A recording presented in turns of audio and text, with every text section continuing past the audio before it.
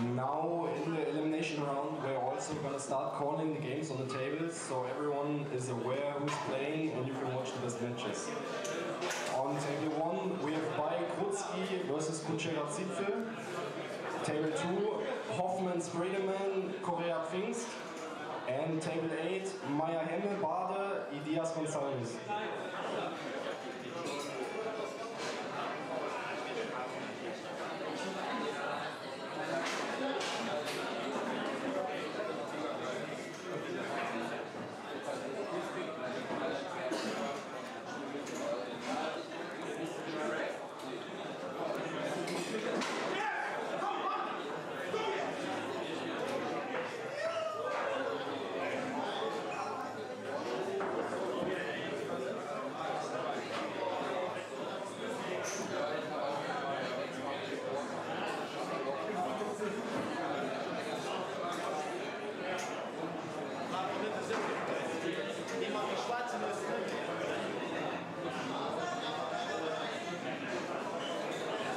Table 3, Haas Klabunde, Daltas Wortmann.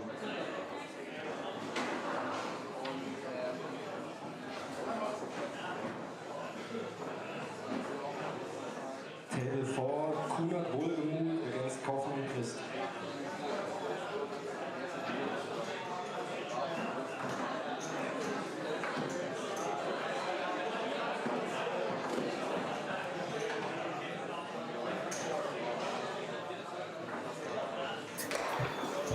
And we're back. Hi people, we are back.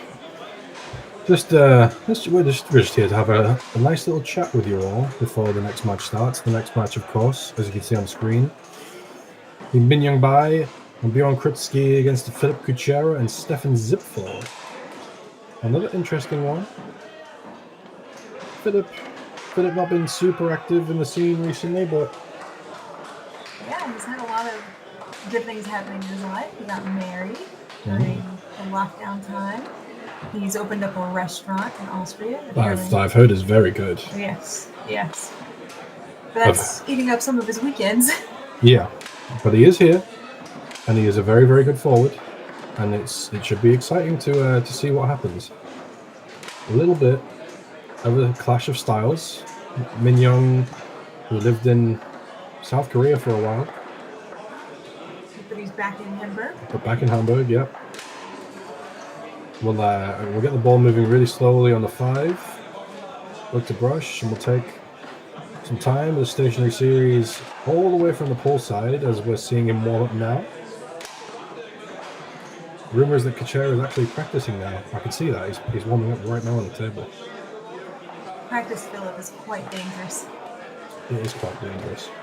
He's always been very naturally talented, very good at 2-ball, and that's scary. Yes, I can attest that he's very good at 2-ball. It's just so tricky, but in a fun way. Yep. Any other questions? Obviously, please don't hesitate to ask. I tried last week when we had breaks between games to get some discussions going, but nobody wanted to talk to me. In the booth or outside the booth. Everybody hates me apparently. Aww. Give me his push-side snake. Philip says the ball up just off centre. He doesn't go landing anyway, and his pull side is deadly, super deadly. It's like Wolfort-esque. Real Max Merck. Let's go Kuchera. Yeah, we'll see what happens. Well, I was just thinking, so if we were going to do some top 5s or something, we just because we were playing Tornado last week, so I could ask who the top 5 Tornado 3-bars were of all time. Just a 3-bar. Just a 3-bar. Just a 3-bar. Let's start with who you think the best is. So I think I know who the best is, in my opinion. Oh, that's rough. Billy came to mind first. I think it's Pappas. Yeah. It's so fast. And he hits the ball harder than anyone. Really, really hard. Jim Stevens always says, even like you can always tell when Billy scores because it has a different sound as he hits the ball so hard. Oh, yeah. At approximately 7 p.m. So On Leonhart, though, it's a different question. Yeah. I don't know. Yeah, it's a weird one. We start at 7 p.m. Because the table's a bit lighter, a bit easier to be laterally quick. It's more of a difficult decision till recently. As the Prince of Fools says, Kritsky will eat up Kuchera's 3-bar. Well, we'll see, shall we? That's what we're all here to find out. I don't know much about this. Do you know much about it? I'll be honest. No. But I'm excited to see what he can do. Yeah, same. Sometimes, because I play in the women's field, sometimes I don't know the really good players in the men's field, just because I haven't faced them before or whatever. So I'm not. There's no shade in me saying I don't know somebody. I think in the U.S. I know the field a lot better because I've played against more people, but yeah, across Europe there are a lot of really good players I don't know that well still. Yeah. Or I might know them off the table and know nothing about their game. Yeah. I think I remember Bjorn Kritsky playing with Bjorn Broza quite a lot because Team Bjorn. Because of the Bjorns, yeah. I think I called them the Bjorns or Bjorn Squared. It does. I do think you get an extra boost when you play with someone with the same name. Yeah. When you played with your dad, how did that work? I mean, I tried to carry really hard. I mean, I wasn't very good then either. I don't think. Are there other Callums that play? Well, I could think of now. It sucks for me. But you haven't gotten to experience the name boost. No, I think the closest will be if Ryan's kids stop playing. Calvin. I need me a Calvin. There's a Calvin Chan that plays in the U.S. Is he good? He hasn't played in a while. He was good. You're probably right. I played with Calvin Moore, to be honest. I think Calvin Moore has better foosball genes, to be fair. Possibly. As this one... Here we go. Gets underway. Thank you, foosball, for making me be quiet. As Mignon by brushes up crisply through the lane. Set up all the way on the pull side. Can hit the whole goal from there. And hits it straight into the men of Stefan Zipfel this time. He'll get another chance to advance the ball. He gets it moving slowly and goes along the wall. You see Kuchera diving out. Mignon by brushes it straight past him. Stefan Zipfel. Moving slowly. Oh, big jump. As Mignon by taps and goes down the middle. Stefan Zipfel laughing to himself. Big jump when Mignon rocked over the ball. Then we get the first chance we can see what Philip Kuchera can do. I feel like Mignon's superpower is the slowness. He will dictate the pace of the game to his pace. This pace can be daunting to play against at times. Kuchera dances with the ball, tries to go on the wall. We'll pick it up on the 3. Kuchera taps and goes down the pull side. 1-1. Yeah, oftentimes can be very tricky if you don't have possession of the ball for a while. Mentally, it's a big strain, just having to defend and keep defending. As Mignon by passes it through and scores another. It is 2-1 to Mignon by and Bjorn Kritsky. As Philip tries to go along the wall. Kuchera through the lane this time.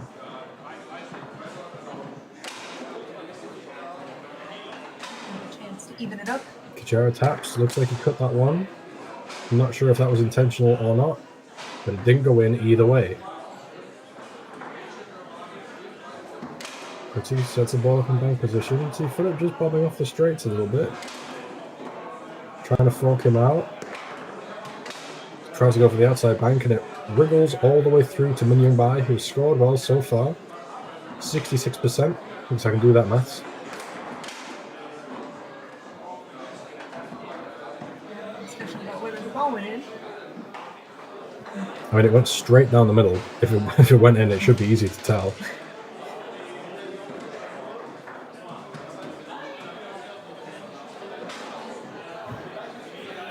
We're asking the people watching whether it went in or not.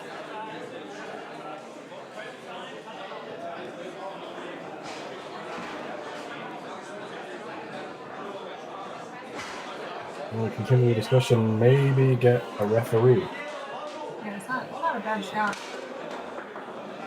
I do find it hard to, like as a player, to know whether the ball went in or not on Leonhart, more so than other tables. Yeah, sometimes difficult to tell. The referee will be able to make those decisions.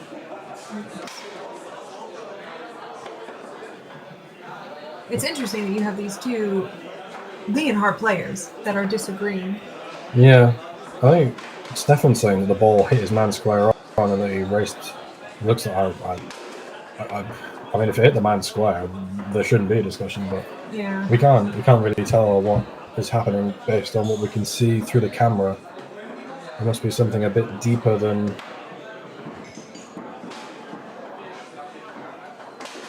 yeah.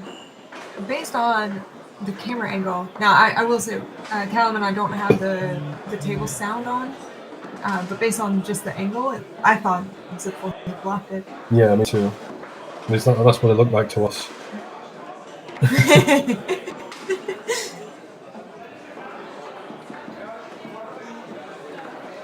Everybody's happy. Everybody looks happy. Mm-hmm. And I think Nick and Felix and Paul have done a really good job organizing this tournament. Absolutely, yeah. Hats off to them. Hats off to those guys. Yeah, building something from the ground up. They found sponsors, so the prize pool's really good. The winning team gets 4,000 euros at this tournament. Crumbs. Yeah. That's pretty good. Yeah. It's more than. I haven't looked at the Leonhart Worlds. It's 100% payback. Okay. So it's not as much as this Leonhart Worlds. I think it might be Leonhart Worlds from last year, though. Possibly. Prize money. So that's saying a lot with only 64 teams. Yeah, big up those guys. They found this great venue in Muenster. Munster's a beautiful place, by the way. We went to visit 2021. Lovely. Yeah, I saw lots of it. By that, do you mean you saw mostly the inside of a foosball tournament? Yeah. Great. I love sightseeing the inside of European sports venues. Yeah, we've done quite a lot of that, especially in the last year. Mm-hmm. Soon to be airport hotels. Yeah, one big difference between American tournaments and tournaments across Europe is that most tournaments in the US are held in ballrooms of hotels near airports, which is convenient. It's very convenient. Especially because America is such a car-driving place. It means you can just take a flight, get an airport shuttle to the hotel, and sleep there, play some foosball there, and not really leave. America's also a bit massive. A little bit. A little bit massive. Yeah, if a tournament's in, I don't know, Vienna, for example, Prague, Bratislava. Yeah. London? 45 minutes drive for them, half an hour maybe. London, it's what, 2-hour flight? Yeah. Okay, they've decided to put the ball back on the 3-bar here. We get an amicable resolution, nobody's sure. And they could ring me and ask me, but I'm not gonna be sure either, so. I think this is the fairest. Yeah, it's just about the fairest result, I think. Of course, if they got a ref, the ref would say play the ball where it is. The ball was on Stefan Zipfel's 2-row, so the goal wouldn't have counted. Yeah, this is here we go. We're looking at the replay. Ooh. We're looking at the replay.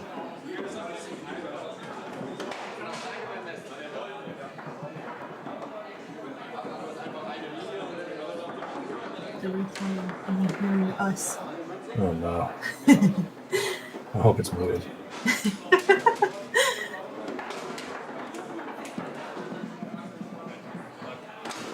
We really need VAR in foosball. Oh god, no. You know what? I don't like VAR in football. You know what? There is the foos gadget. So that's a thing that you place inside the goal, and it tells you if there's like a laser sensor, and it tells you if the ball crossed the threshold to go in. Yeah. And it's very helpful. I think it's more helpful in Leonhart than it is on Tornado, and they have built it so that they have built a version for Leonhart. Yeah, I'd just like to say, for anybody that's either Dutch or French now watching, the VAR in that match yesterday was an absolute shambles. And the referees were English. They're Premier League referees. Because of course they were. How did they mess that up? The VAR in the Premier League is about as bad as it can be. Anyway, count yourselves lucky, French. That goal should have stood. Anyway.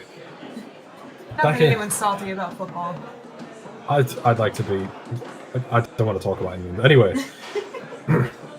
Min Young Bai will put the ball back into play.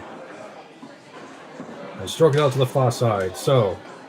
It's now 3-1 in game number 1. Whether that's karma or not that's resolved the situation, we will never know.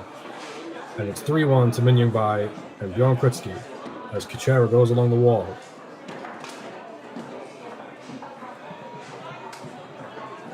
He'll set it up. Tries to go to the pull side, blocked by Kritsky. So, I can't remember exactly the name of the guy in the chat that said Kritsky would eat the Kuchera 3-bar up, but it looks like your prediction is spot on. Looking good so far. Way better than my prediction in the last match. Yeah, outside bank, blocked by Zipful.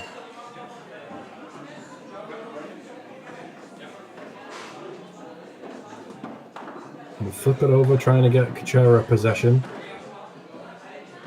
Kuchera wasn't quite able to hold on to it. It did his man. No, it looks like Kuchera just reached out and stole that one as he tries to go briskly through the lane.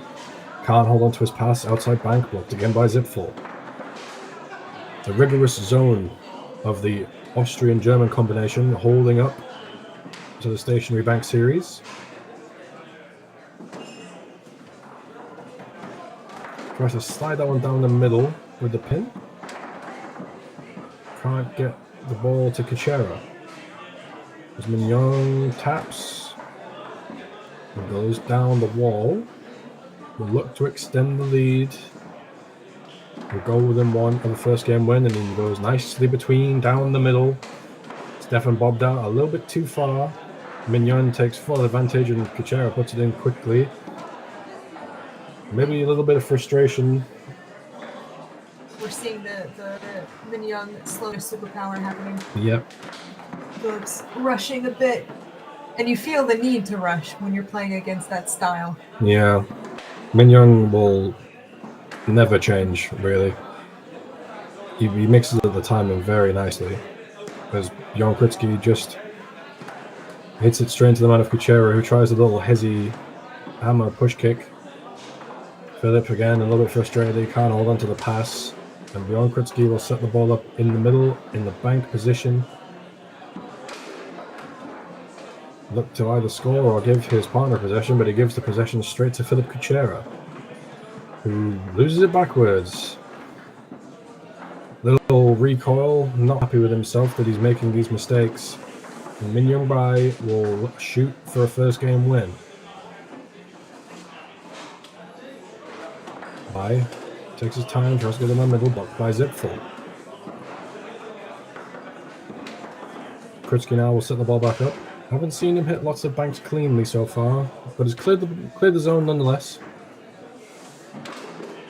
This one into the corner, and Philip Kuchera will pick it up. Kuchera taps and quickly goes to the pull side. It's 4-2. Min Young Bai has already had one shot to put this game away.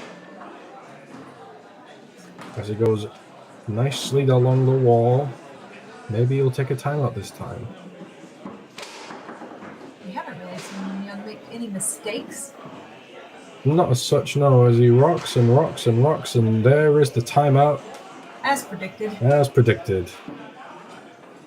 So, a 4-2 lead in game one. Min Young-bai and Bjorn Kritsky. I think if you're the team on the right, I think you still feel good about this. Phillips can get some ball. Yeah, he's made some mistakes, but he'll rectify those in the coming games. Yeah, the mistakes haven't been in reading either. No, not at all. And Phillips the kind of guy who will make the adjustments. Yeah, absolutely. Very talented as he traps and tries to go to the pull side here, blocked by Kritsky, and Zipfer will put it back into play.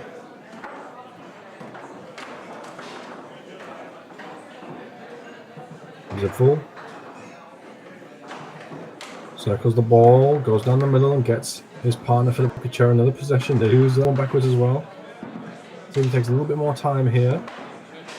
Traps and goes off center, and the pull side is good. And there we see the beautiful pull side, the long pull side.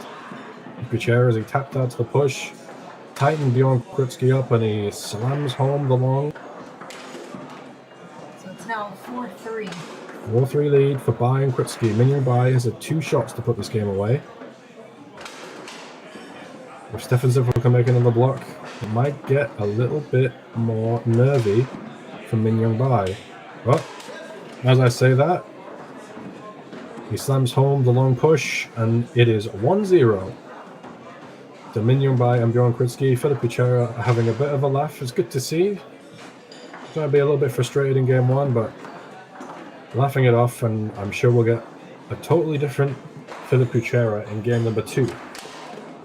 Yeah, that's exactly the kind of attitude he needs to have. If you let the frustrations get to you, it's just going to make you tighter. It's going to mean that you mis-execute more. So laughing it off, it's a good thing to see. I think he's going to come into this game with some good energy. Absolutely, and just while we have a break in the game, I'll take you through the rest of the matches in the last 16.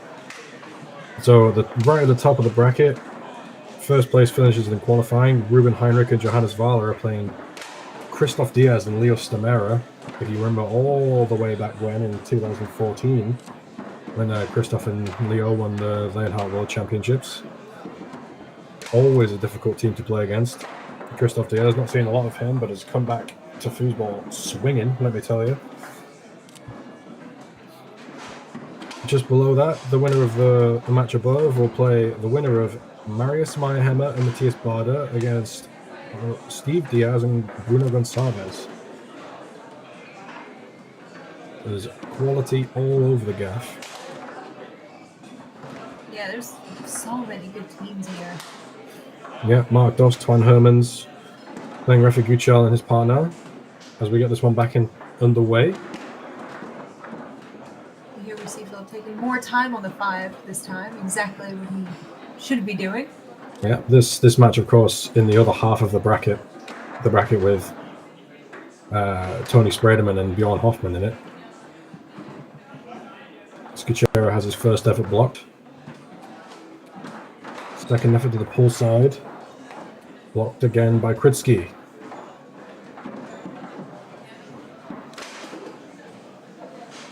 Kritsky setting up a full shot this time. I think he's still setting up the little bank just off center. Tries to slide the pass down to Min Young-bai, but Philip got his 5 on it.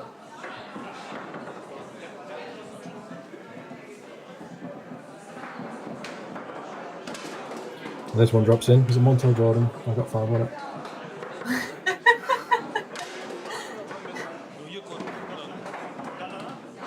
Right, 90s hip hop side. I got 5 on it.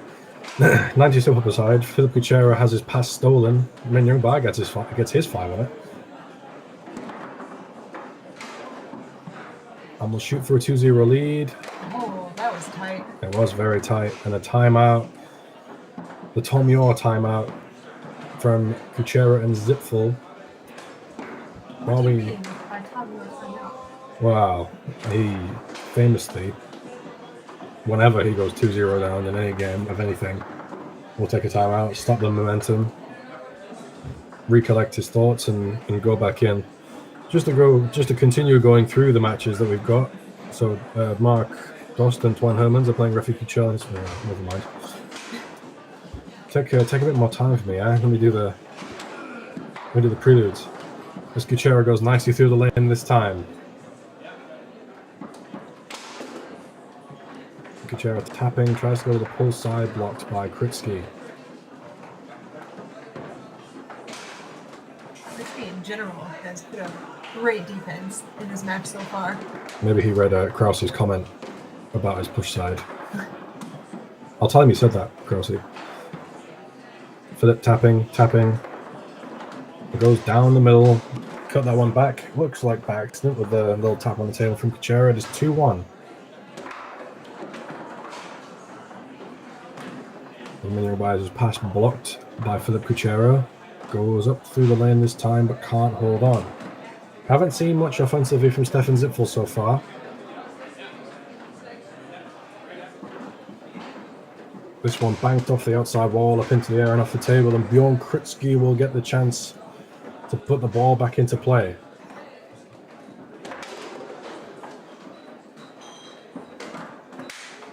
Kritsky sets the ball up just off center, pull shot down the middle off the post. Philip can't get a man on it, and it rolls to Min Young Bai.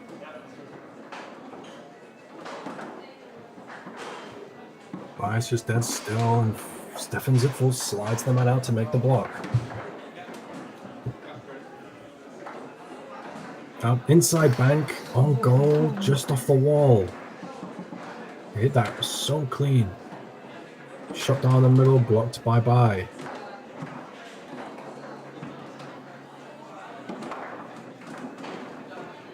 Zipfel down the middle, Philip Kuchera can't hold on.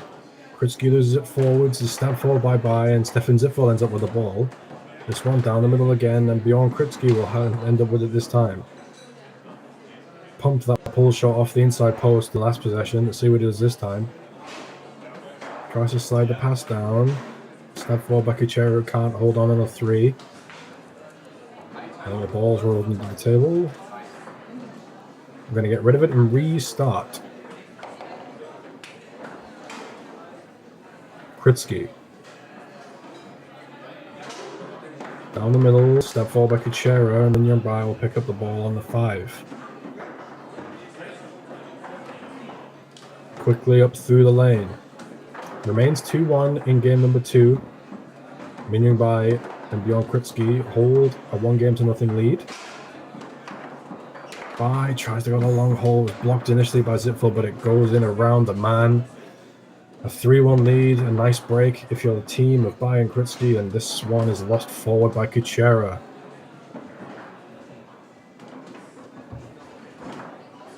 Bai up through the lane, can't hold on. Moves the ball really slowly, but the pass is, the decision he makes and the pass that he executes is brisk, very quick. Stefan Zipfel has a couple of shots blocked.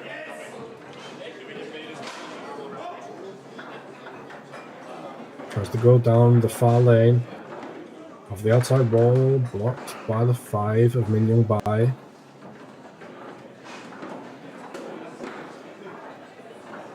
Zipfel will take a bit more time. Pinch shot. Finds the 5-row of Kuchera. Tries to go through the high lane, can't hold on. Yeah, you kind of rushed that one. It was the right pick. Just couldn't quite hold on to it. It was Kritsky. Don't think he scored yet either, but he's getting Min Young Bai. Smooth pass up the table. He's been clearing well, and he's given Min Young a couple of possessions. Maybe have been the difference maker. So you see Stefan Zipfel bait Min Young for the shot, which he duly takes away. Maybe Min Young looking at the cuts as well.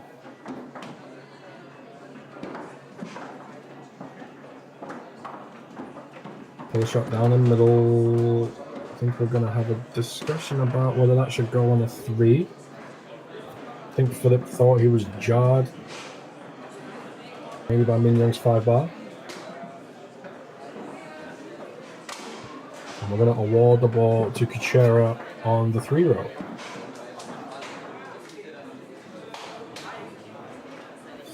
I don't know who the man with the laptop is, but I hope his services aren't required again.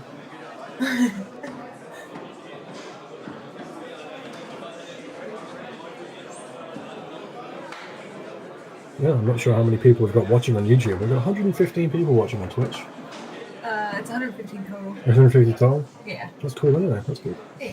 115 people. Welcome, everybody. As Philip Cuchero puts the ball back into play. Tries to go to the push side. Blocked all the way back to Min Young Bai, who will look for a 4-1 lead. Stefan Zipfel trying not to give him the straight. Min Young rocks. It goes all the way out to the push side. Beautiful shot by Min Young Bai. I think he went round him.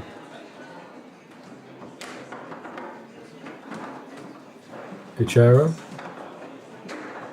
goes nicely up through the lane and can hold on to the pass this time.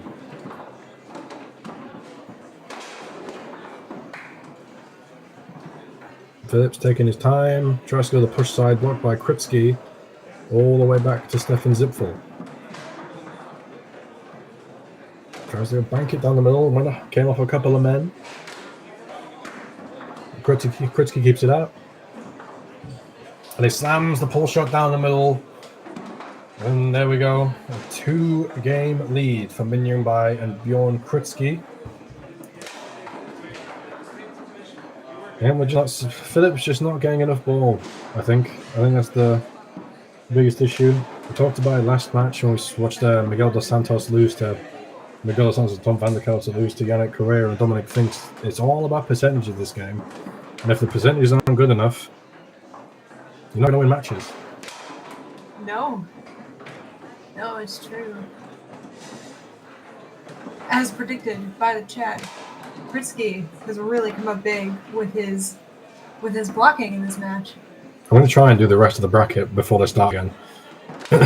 So the final match in the top half is Mick Kunath and Nico Wolgemuth against Mario Christ and his partner Kaufman. This match is the top of the bottom side of the bracket. Brian Kritsky against Kuchera Zipfel. Winner of this will play Hoffman Spreaderman or Correa Pfingst. I mean, if whoever wins it from that side of the bracket should be they're the verdict for sure. Below that, Ben Team and Rosa Asperaci against the Austs, Moritz and Justus. We'll get there. And below that, right at the bottom, Thomas Haas and Sarah Kabunda against Deltas and Julian Fortman, our man on the ground, as Game 3 gets underway. Bjorn Kritsky has the ball on the 2-row. Shot on goal. Zipfel keeps it out, but can only get the ball to Min Young Bai, who goes up quickly to the push side and gives his team a 1-0 lead in game number 3. Kuchera up through the lane.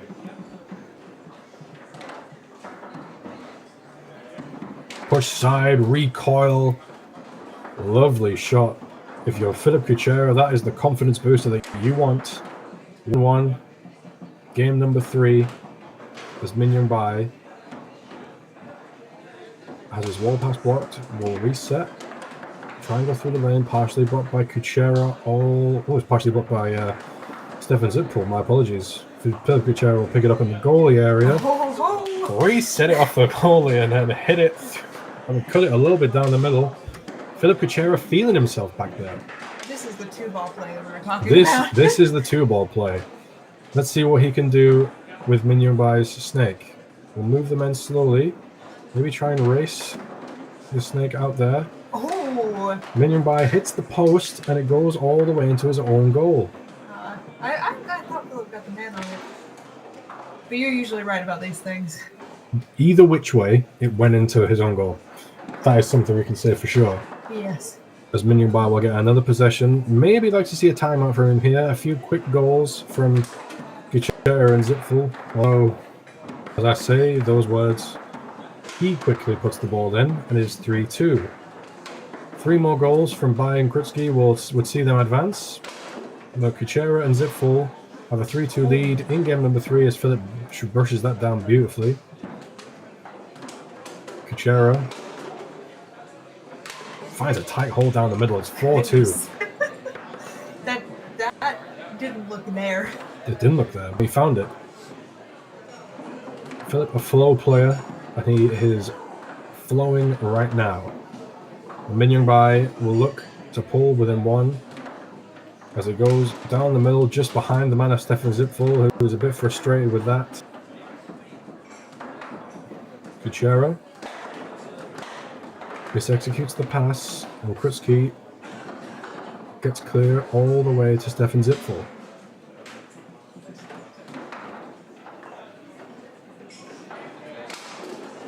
Zipfel tries to go down the middle, taking a lot of time. Pin shot down the middle.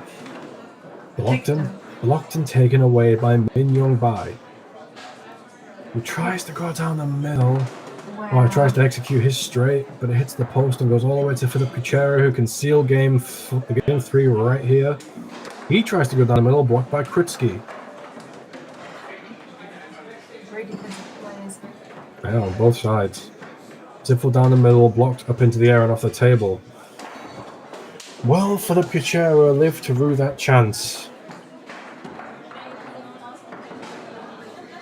We're talking about timeouts. Philip and Stefan haven't taken any. Nobody's taken any, I think.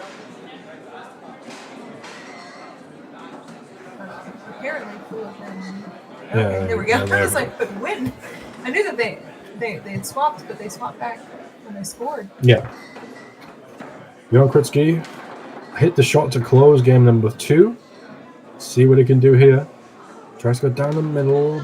Blocked by Kuchera all the way back to Bjorn Kritsky. Nearly picked up by Kuchera. Yeah. Just couldn't quite hold on. This one down the middle. This one is picked up by Kuchera. This one is picked up by Kuchera, who can... Chance. Close out game number 3. Philip taking a lot of time, tries to cut it, misexecutes, and the ball goes all the way to Ski.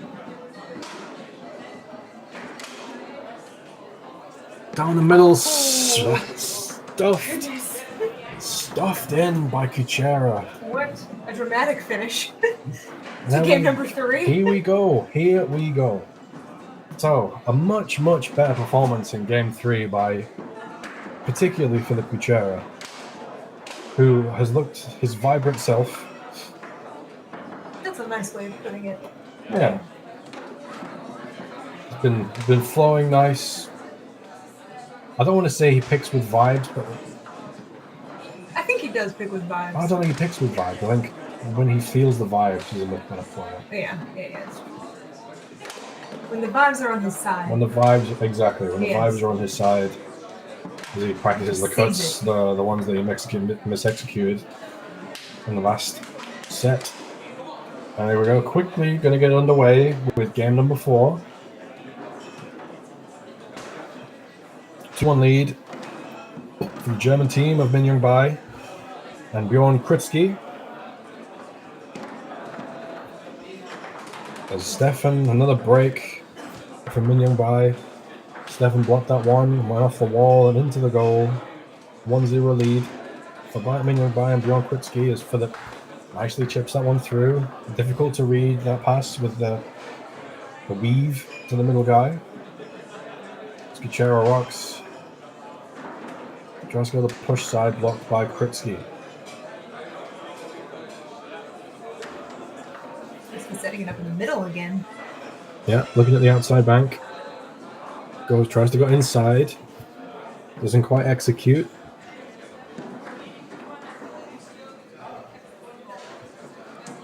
Inside bank this time on goal.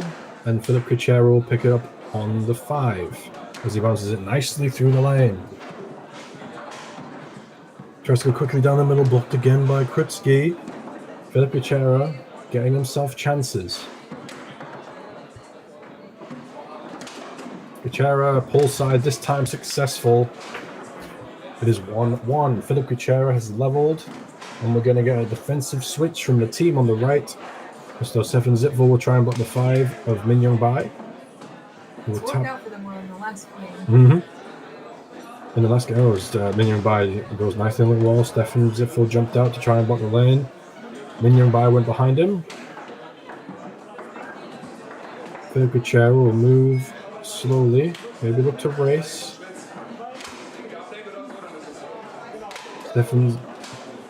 Min Young Bai goes neatly down the middle, timing the hole very nicely. Yeah, Kuchera back to forward. Zipful back to goal, and we're going to have a discussion about a jar, I think, on the 5.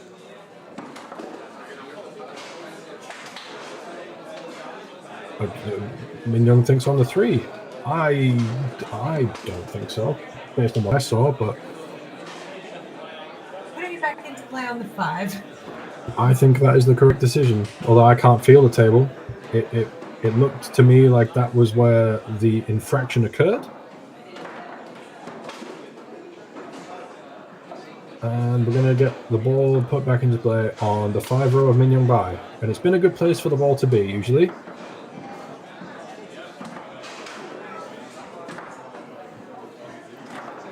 Bai through the lane. And we'll set the ball up. Try to go to the cut. Stefan Zipful there. Bai brushes it through the lane beautifully. We'll shoot to extend the lead.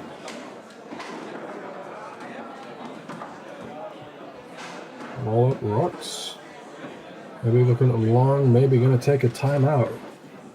Maybe recognizing that this is an important moment in this match, can take a 2-goal lead in pursuit of the victory.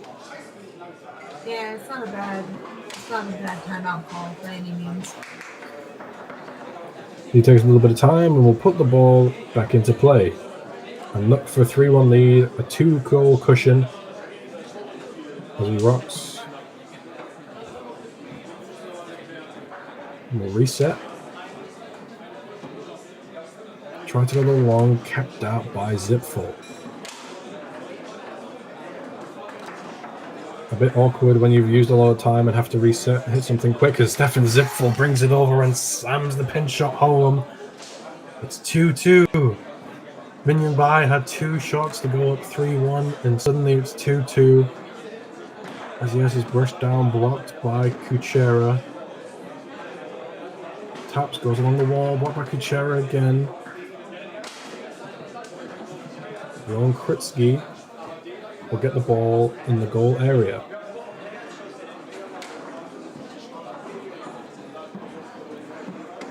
Kritsky inside bank, rattles around and all the way up to Min Young Bai.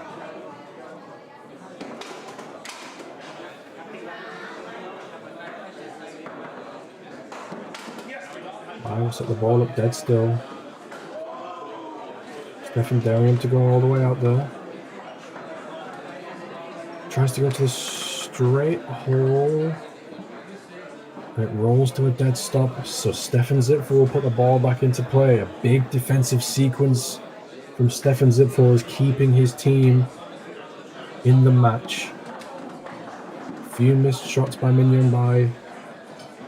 Stefan Zipful brings it in and scores to the near side again. Same shot, same result. Suddenly, it's 3-2 to Philip Kuchera and Stefan Zipful. Game number 4. Yeah, this is a big turn of events, given it was 2-1 with Min Young having a chance to go up 3-1 just moments ago. Yeah, absolutely. Could have been 3-1. Suddenly, you're 3-2 down, make that 3-3 as Min Young cuts the ball back between the men of Stefan Zipful. Reminder that they are 2 points away from moving on to the quarterfinals. There's a little runner from Kuchera. Is a really, really nice pass. Kuchera for a 4-3 lead. It's a ball to the short push. Successful. So it is 4-3 in game number 4 in favor of Philip Kuchera and Stefan Zipful. Min Young Bai and Bjorn Kritsky up 2-1 in games as Min Young goes along the near wall. Min Young Bai will shoot to pull his team within 1 of the match and a place in the quarterfinals. And he does. He goes down the middle behind the man of Zipful. So it's match point for Bai and Kritsky. As Philip can't hold on to the pass. Seemed flex on the rods there. Maybe thought he should have caught that one, but can't hold on. And Kritsky's already closed 1 game from goal. He set it up off center again this time. Slide the pass down to Min Young. The pace was good, but Min Young couldn't hold on. Quick stoppage of play. Yeah, his player squeezed by. Zipful. Stefan Zipful's already scored 2.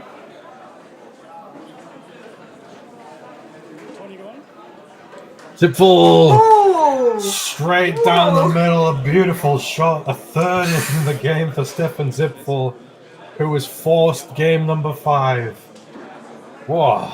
What can you say? Stefan Zipful, what a performance in game number 4. A few key blocks, 3 goals. Beautiful performance. Oh, No notes. Stefan Zipful doing all he can to keep his team in the game. And if Philip Kuchera can pick it up a little bit, we might be seeing a good comeback from the Austrian-German connection. That's why I'm questioning him now. I like it. I just had a look because all those players just walked by. I thought maybe there was a result on table 2, but not quite.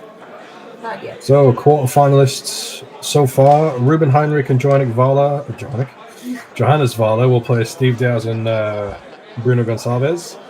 Mark Dost and Twan Hermans have made the quarterfinals. They will play either Kunath Wargamuth or Kaufman Christ.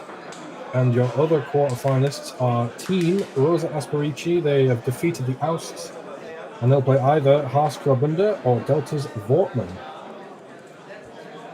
As we get game number 5 underway, Min Young Bai will put the ball into play on the 5. Blocked by the 5 of Kuchera, Min Young Bai will get another chance to advance the ball. Stolen by Kuchera. This one stabbed forward and picked up by Min Young Bai. Min Young Bai will shoot for the lead. Shot down the middle, blocked by Zipful. Min Young Bai will shoot again.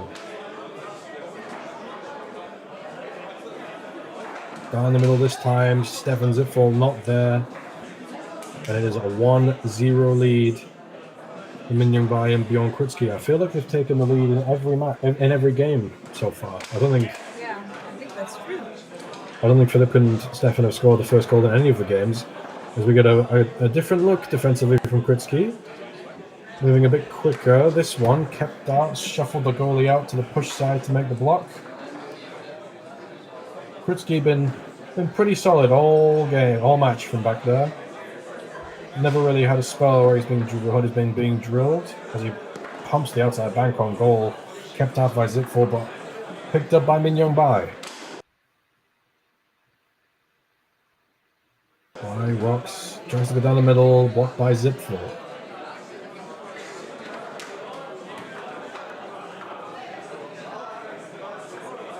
Krutsky set the ball up, stationary in the middle.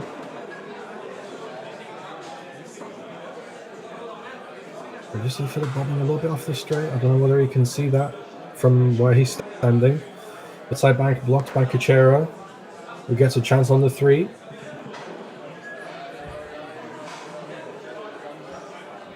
Kuchera taking a lot of time. Tries to tap and go out to the push side. Loses it a little bit, but holds on.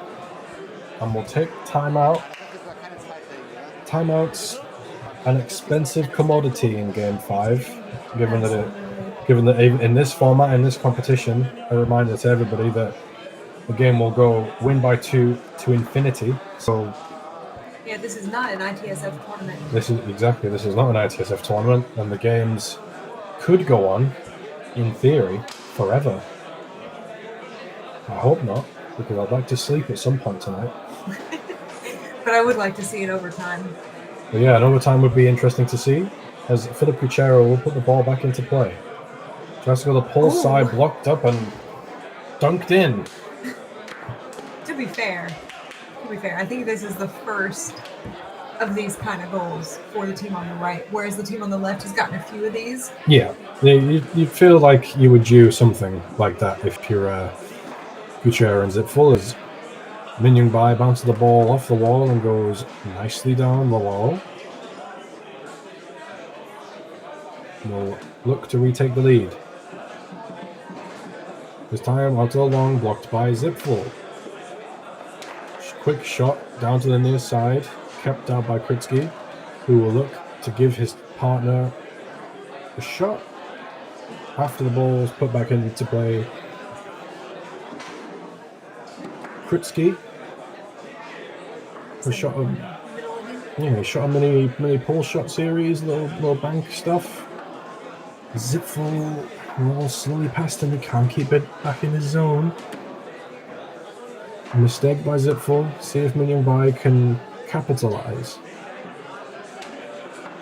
Tries to go to the straight, kept out by Zipful, ball rolls around and Stefan Zipful picks it up. The superhuman Stefan Zipful scored 3 in the last game. An important 3 goals to give his team a 5-4 lead, a 5-4 winning game 4. As he turns this one over. A shot down the middle, blocked by to his 3. Straight effort, blocked by Zipful. Zipful's got 3 blocks in a row. Yeah, big effort from Zipful to keep him and Kuchera in the match, and what feels like an onslaught of possession from Min Young Bai. He goes quickly to the straight hole this time. This time successful. 2-1 to the team of Min Young Bai and Bjorn Kritsky. As Kuchera looks to advance the ball from 5 to 3, which he does. That chip pass is beautiful. A little weave into the chip, so nice. Pull side effort blocked by Kritsky.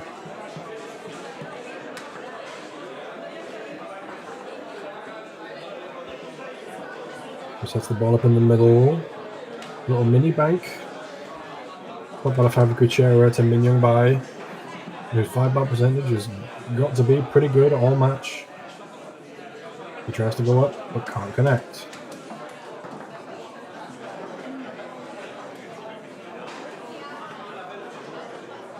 Zipful trying to slide that one down.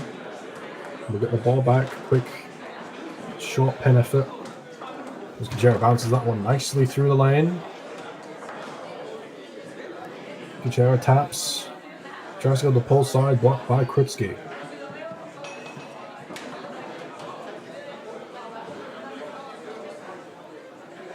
As Mignon tries to go through the lane, it gives you so much more confidence as a forward if you see your goalie making loads of blocks. Yes. Bjorn Kritsky resets. And Zipful certainly giving Kuchera the time. Yeah, with the amount of possession the Minion Bai has got for himself, Stefan Zipful making enough blocks. And he tries that shot that he scored twice, and Kuchera goes along the wall. Quickly to the cup pull, blocked by Kritsky.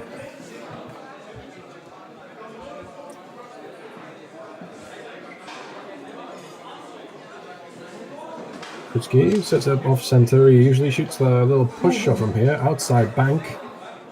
On goal, but kept up by Zipful. I had some spice on it. It did. It had a little bit of sun on that one. As he'll set the ball up again. Game 5. It is 2-1 to Min Young Bai and Bjorn Kritsky. This one rolls all the way through to Stefan Zipful.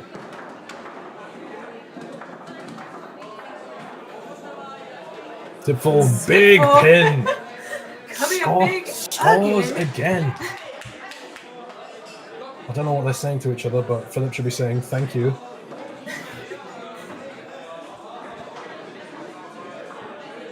Min Young Bai. He's had a few shots at 2-1 to go up 3-1. Ball blocked by Zipful, who slammed home that long pin, and Philip Kuchera makes the steal. Tries to go through the high lane and a break, but a deserved break, you'd say. As Kuchera looks for the lead. Push side is there. The recoil from Philip Kuchera. And it's 3-2 as Min Young has another pass blocked. By along the wall.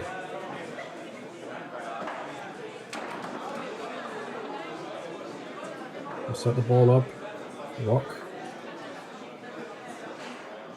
Rocks tries and go down the middle, blocked by Zipful.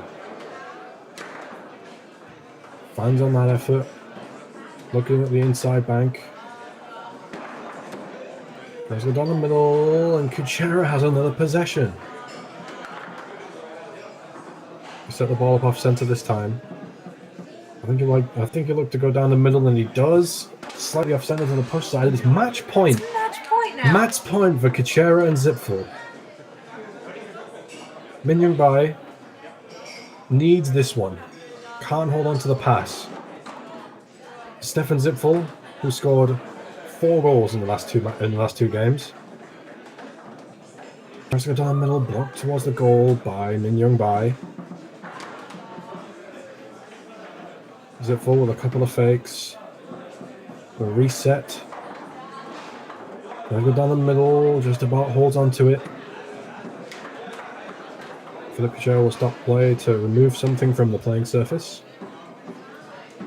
And Zipful will put it back into play. Down the middle, blocked towards the goal again by Min Young Bai. These stabs over the goal are stressing me out. It's a dangerous game that he's playing. But who are we to say what's going to happen? And tries to shot down the middle and just turns it over. Min Young Bai needs to score this one, simple as that. Shot to the straight hole, blocked by Zipful. And Kuchera has the ball on the 5. I think he'll look to go along the wall this time. Just hit a couple of nice chips, and there we go. Fakes the chip, goes along the wall, and we'll shoot for the match. Tap middle. Goes all the way out to the push side with authority. And What? what After going a down comeback. 2-0. I think Bai had He had a shot to win. He had a shot to win in the 3rd game. Yeah. Wow. What a match. What a beautiful comeback by Kuchera and Zipful. The heroics with Stefan Zipful in game 4 turned the game on its head, really. Yeah, those 3 2-bar shots in game number 4 Three really. 2-bar shots in game number 4. Goodness. In game 3, Philippe Kuchera picked it up and deservedly won that one. Yeah. You'd say Min Young Bai has been pretty consistent all the way through the match, although dropped off a little bit in game number 5. But wow.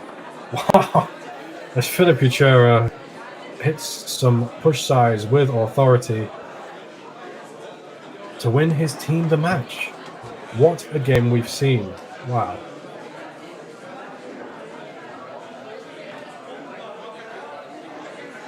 So, I wonder. So there were two matches in the last 8 still happening. One is Hoffman and Spreeman versus Korea and Pfingst, and the other is Haskellebunde versus Deiters and Wortmann. I do wonder if any of these have gone into overtime. yeah, that's a good question. Be interesting to see. Obviously, we can only see what's happening on this table, on table 1.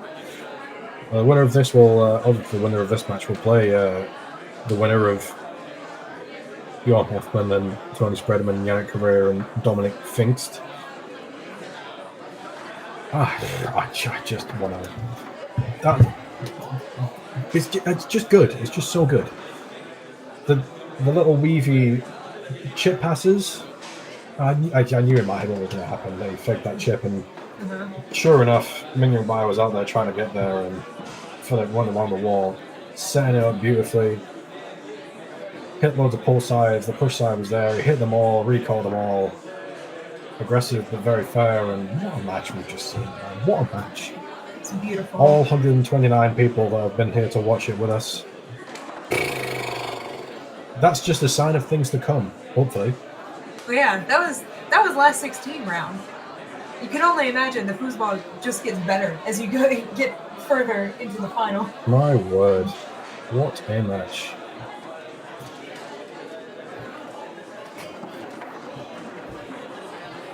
As Prince of Fool says, How do you want to carry Stefan? Stefan, yes. Just yes. Just yes. Yeah. Incredible. Incredible.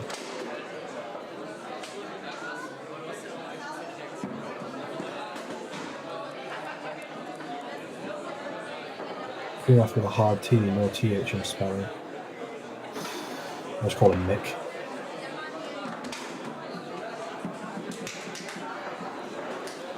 Zipful MVP, Zipful a madman. Jeez. Yeah. I mean, It's Lynn. Hello, Lynn. what a performance. And Lynn is here. Hello, Lynn. Nice to see you. I hope you enjoyed your birthday. Lynn had asked for the live result link. If you scan that QR code there in the top left, you can see the bracket.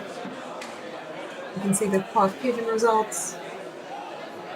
You can see what matches are currently happening and who won the last round. Rich asked, who did they play in the final? I'm assuming you're alluding to the match we watched before this one. I don't know how they're doing in the final. Playing beyond. Actually, it just escapes me. Organisers who are doing quite a good job, I'm assuming. On the ground, Felix Drosser and Yannick Hansen, as well as Paul Suchero, who've done a phenomenal job to get this all together and bring a field of immense quality to the city of Muenster. Yeah, they put together this one-day tournament specifically focused on the players. They've secured sponsorships, so the payouts are really good. Yeah. As we have results, more quarterfinalists, particularly the one that we're interested in. So, who do you think won? Yannick and Dominic or Bjorn and Tony? I just refreshed. Oh, you just refreshed? I just refreshed, so I just saw. So, Bjorn and Tony have defeated Yannick and Dominic, so they will play for the Kuchera and Stefan Zipfel in the next round. Other quarterfinal matches, as we've said before, Ruben Heinrich, Janis Wahler, Steve Diaz, Bruno Gonçalves, Mark Gost, Twan Hermans, there's Mick Kunat, just for you, and Nico Wogemuth. Still waiting for the match at the bottom of the bracket between Haas and Klabunda and Deiters and Vortman, still going on. What a field we've got. Yes. Some very good quarter-final matches waiting. I don't want to say what match I'd like to be on stream because I might jinx it, but I'm manifesting that match to be there. And I think someone's messed with our cameras. Yeah, I'm letting them know. We'll try to get it fixed before this next match starts. Oh, just let me mispronounce stuff in my English language, please. I'm trying, all right? We appreciate you helping us out. So it's both of you? I don't appreciate it. I'd rather be blissfully ignorant. I'm joking, thank you. I will get there eventually, promise. Thank you. Zug Addict fan. I will get there at some point in the near future. This whole time I've been saying it wrong. We're both Nico and Yulia. Thank you. Yes. Thank you. We're trying. So, as we're just winding down, waiting for the last 16 finals to be finished before we head to the quarterfinals. There is only one match still happening. It is Deiters, Vortman, Haas, Klabunda. Table number 3. On table 3, if you're there, go and watch it. Sounds fun. So we see the familiar face of Thijs van Schijndel warming up a bank. He should be there. Is that in Thijs? It looks like Thijs, but that's not. You're right. He doesn't play goal. Is that Thijs? Yeah, it must be close, surely.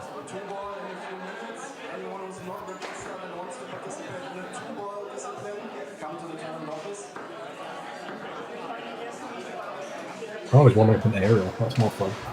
That is more fun. It is lots more fun. I really need to practice my aerial. Why? Because it's so fun. I feel like it's a fun thing to show people who aren't football players. That's true. Look what I can do. Yeah, it's a fair point. It's a fair point. It's purely about the showmanship. It's not. What, do you think I should warm up? I don't know, like Something normal. a brush pass? I'm not going to practice that. I'd much rather practice. I mean, it depends. It depends who you're asking and what country they're from. For those who are watching, I can't really do a brush pass. I only can do stick. My brush pass is hilariously bad. But no, I'm not going to practice that. I'd much rather practice an aerial. I'm going to talk about Euros for a bit. Sounds good. Why not? I want Georgia to win that against the Czechs, but held to a draw. There's some good news for Yannick anyway. That has been knocked out of doubles. Portugal 2-0 up. His beloved Cristiano Ronaldo hasn't scored though. Who's Portugal playing? Turkey. So I think Portugal will advance if they win.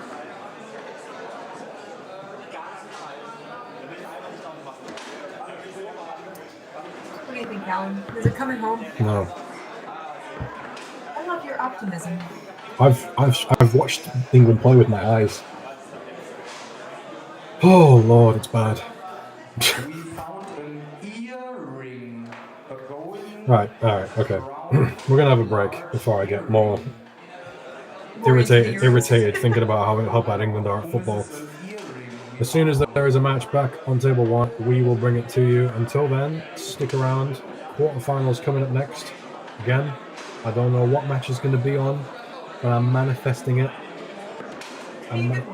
Yes, there's a match that I've seen in the brackets that I want to watch. I'm not going to say what it is in case it's not that, but it will be there. Manifesting it. We'll see you soon. Don't go anywhere.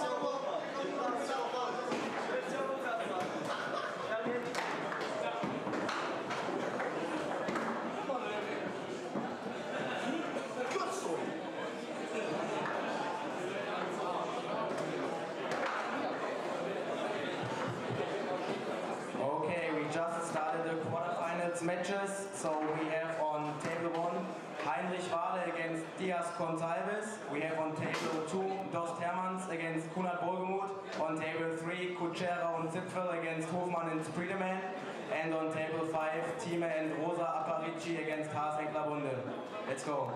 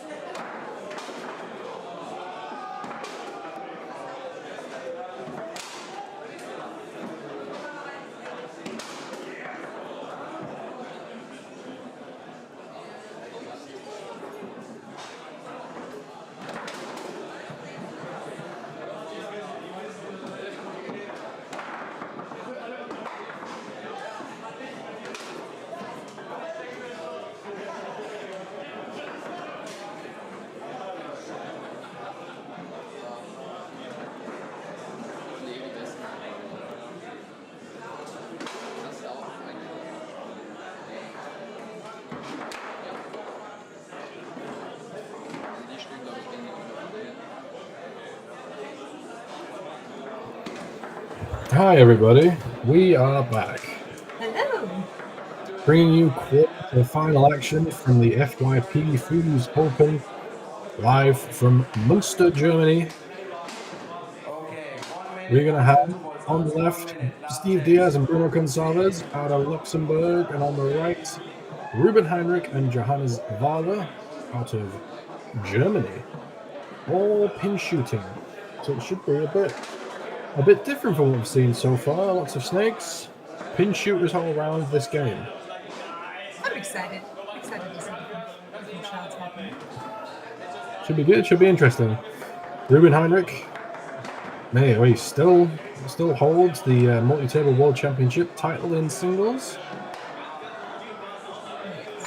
Johannes Wahler, a very solid player, still plays in the Bundesliga. Not played as much on the circuit in recent years, but when he pops up, I had the pleasure of commentating one of his matches in the Bundesliga, weekend 1, and the man was a brick wall.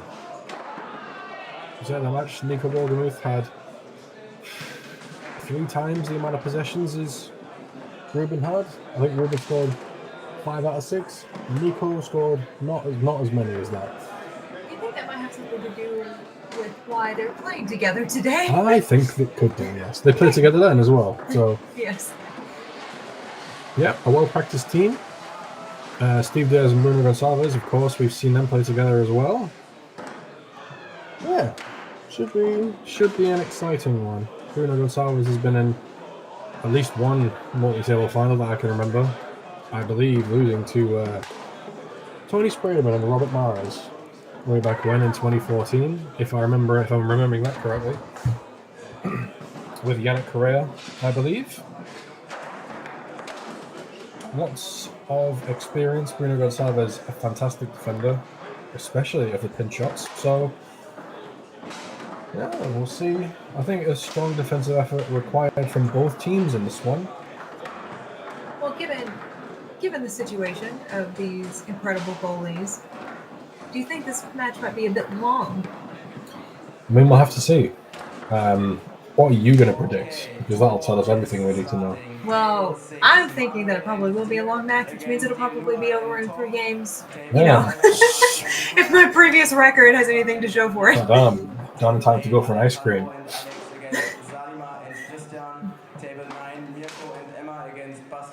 Again, just before we get started in this one, if anybody has any questions in the chat, please don't hesitate to shoot me them. How did Kuchera, Spreadman go? I believe it's just started. They had a bit of a longer break before calling the quarterfinals. So as far as I'm aware from the brackets, that one is still going on. Yeah, it just launched maybe 10 minutes ago on table number 3. Yeah, so I'll take you for the full list of the quarterfinals. So this is the one that we're watching. This is the one that we're watching. It is right at the top of the bracket. Top qualifiers from the opening field: Ruben Heinrich on the right, Johannes Wahler playing Steve Diaz and Bruno Gonzalez. The winner of this one will play the winner of Mark Dost and Twan Hermans, the Dutch, against Mick Kunat and Nico Wolgemuth. On the bottom side of the bracket, Philip Kuchera and Stefan Zitfeld playing Tony Sprayman and Bjorn Hoffman. The winner of that will play the winner of Thomas Haas and Sarah Kalabunda against Ben Team and Rosa Aparici. Fighting through all sorts of quality opposition to get to this point. Winner of these matches into the semi-finals. And ever closer to the €4,000 prize for first? Yes. Ever closer, $2,000 each. Pretty good weekend's work. Yes. So each of these teams has already won at least €100. So It's a decent bar type, if nothing else. yeah, exactly. In theory, that pays for their entry fees. Probably pays for their entry fees plus the buffet. There's a buffet? Yes, there's a buffet. Oh! I know. Team FYP have really outdone themselves. I'd have paid me 700 quid for the flights and done none as a buffet.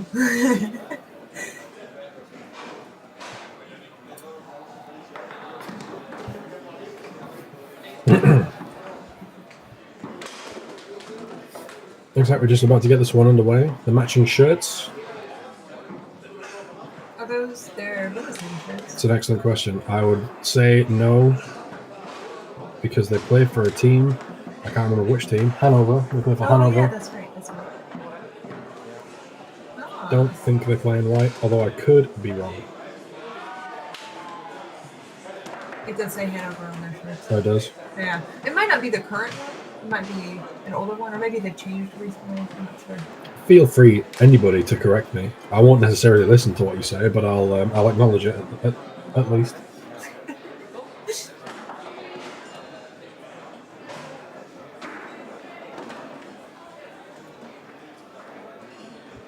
I'll give you a Euros update while we're waiting for this match to start. Now giving us sports updates from. It's 3-0 to Portugal now. Ooh. Bruno Fernandes has scored. Why do you sound so sad? Absolutely no reason. Nothing to do with Marina getting sent off. Anyway. Yeah, that's fine. We might have lost to Portugal a long time ago in controversial circumstances, but I don't think anybody in the country's sour about it still. Oh, really? Yeah, no, nobody mentions it anymore. Oh, I see. Nobody. Very English. Burying the feelings. Being indirect. Yes. Buddelicious 1967, record champions Germany, Hanover. Yep.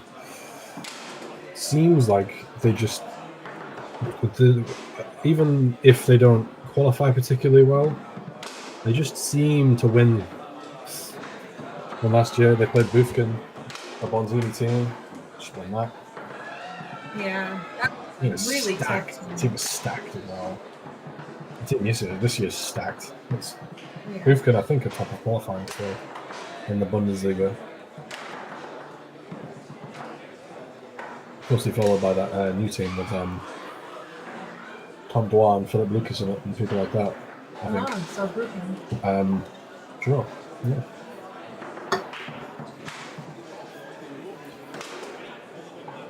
Yes. Bundesliga, a very pleasant experience. Lovely to play in. Cal and I both participated this year. Bufkin and Frankfurt are favourites, say Buddelicious 1967. I wouldn't necessarily disagree with that. Eintracht Frankfurt, team full of experience. Where in the last weekend, Tony was genuinely the youngest player on the team that weekend. Yeah. Tony's Tony 39. Tony said, I'm the person with the least amount of foosball experience on my team. Yeah, you have people like Benty, Henk, Elroy, Robin Hanker, Robbie was there. Yeah, Rob Myers was there. Yeah. It's pretty ridiculous. Oh, it looks like we're... Team Frankfurt's full of legends, absolutely. Yes. Jamal was there, of course. Alright. We had the pleasure of being beaten by Jamal and his band of merry men. As we get this one underway, Steve Diaz and Bruno Gonçalves on the left, Johannes Wahler and Ruben Heinrich on the right, as Steve Diaz has his pass stolen away. Heinrich quickly through the lane. We talk about experience. Ruben Heinrich has got bags of it as well. Been in 2 multi-table World Series, multi-table World Singles finals. Won one of them, lost the other one. 2, I think the guy was okay. You might have heard of him. Frederick Collignon. Oh, it rings a bell. Yeah, it rings a bell. Johannes Wahler. Set up in pull shot position. Slides it down the middle. Good play to clear the zone. the fairly static zone of Steve Diaz and Bruno Gonçalves, who look like they've got a plan. As Bruno tries to go down the middle. Fred's obviously a legend if you can't detect my sarcasm. Bruno down the middle once more. Blocked up into the air and off the table by Ruben Heinrich, who will give the ball to his partner Johannes Vala and will put the ball back into play in the goalie area. Once Ruben Heinrich goes and retrieves the ball. There he is. And Vala will put the ball back into play. I can't help but notice little weird things. Like Diaz is in opposite colors from Heinrich. Like, so his glove is white, Heinrich has a black glove. Symmetry. Yeah. It's like yin yang. Yeah, exactly. Diaz here has a chance. Tries to go to the pull side. Hall was there, but missed. Ruben Heinrich will try and give his team a lead once more. Heinrich so quick to the corners, all the way out to the pull side. It is 1-0 in favor of Ruben Heinrich and Johannes Vala.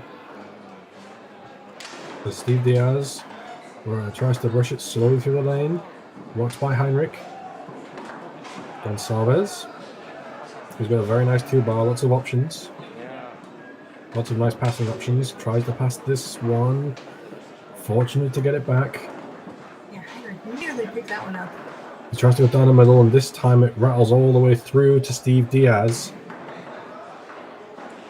who will shoot against Johannes Vala, this time successfully to the pull side. Is 1-1.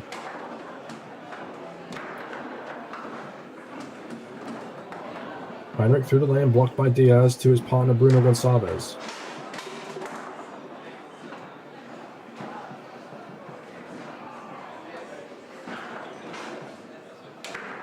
Bruno down the middle, Ruben can't hold on, and Johannes Vala will pick it up.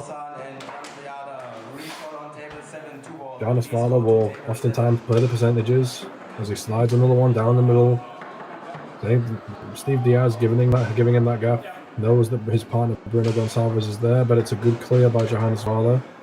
Clears his own and gets Ruben in possession. He tries to go out to the push side. Bruno Gonçalves is there. Diaz. Move the ball slowly. Maybe looking wall. It does look wall, so does Heinrich. Wall again. Stolen by Ruben Heinrich. Nice steal. Ruben will have another shot to retake the lead. Push side effort blocked once more, and Ruben will pick it back up on the 5. Ooh, a little bit of a nervy moment, but he will set up his passing series and brush it nicely through the lane. Heinrich sets the ball up all the way in the middle, taps and goes out to the push side this time. Nice shot by Heinrich, times it just as Bruno Gonçalves moves off the push side. Steve Diaz tries to go quickly through the lane, blocked by Heinrich. Quick flippy. It's not very German-like. Quick pull side again, blocked by Bruno Gonçalves. So you can get that 5-bar defense by Heinrich so far. Yeah, right as you say that, Steve Diaz brushes it steeply through the lane. Right on point. Ah, top notch. As he tries to go to the push side, blocked by Vala.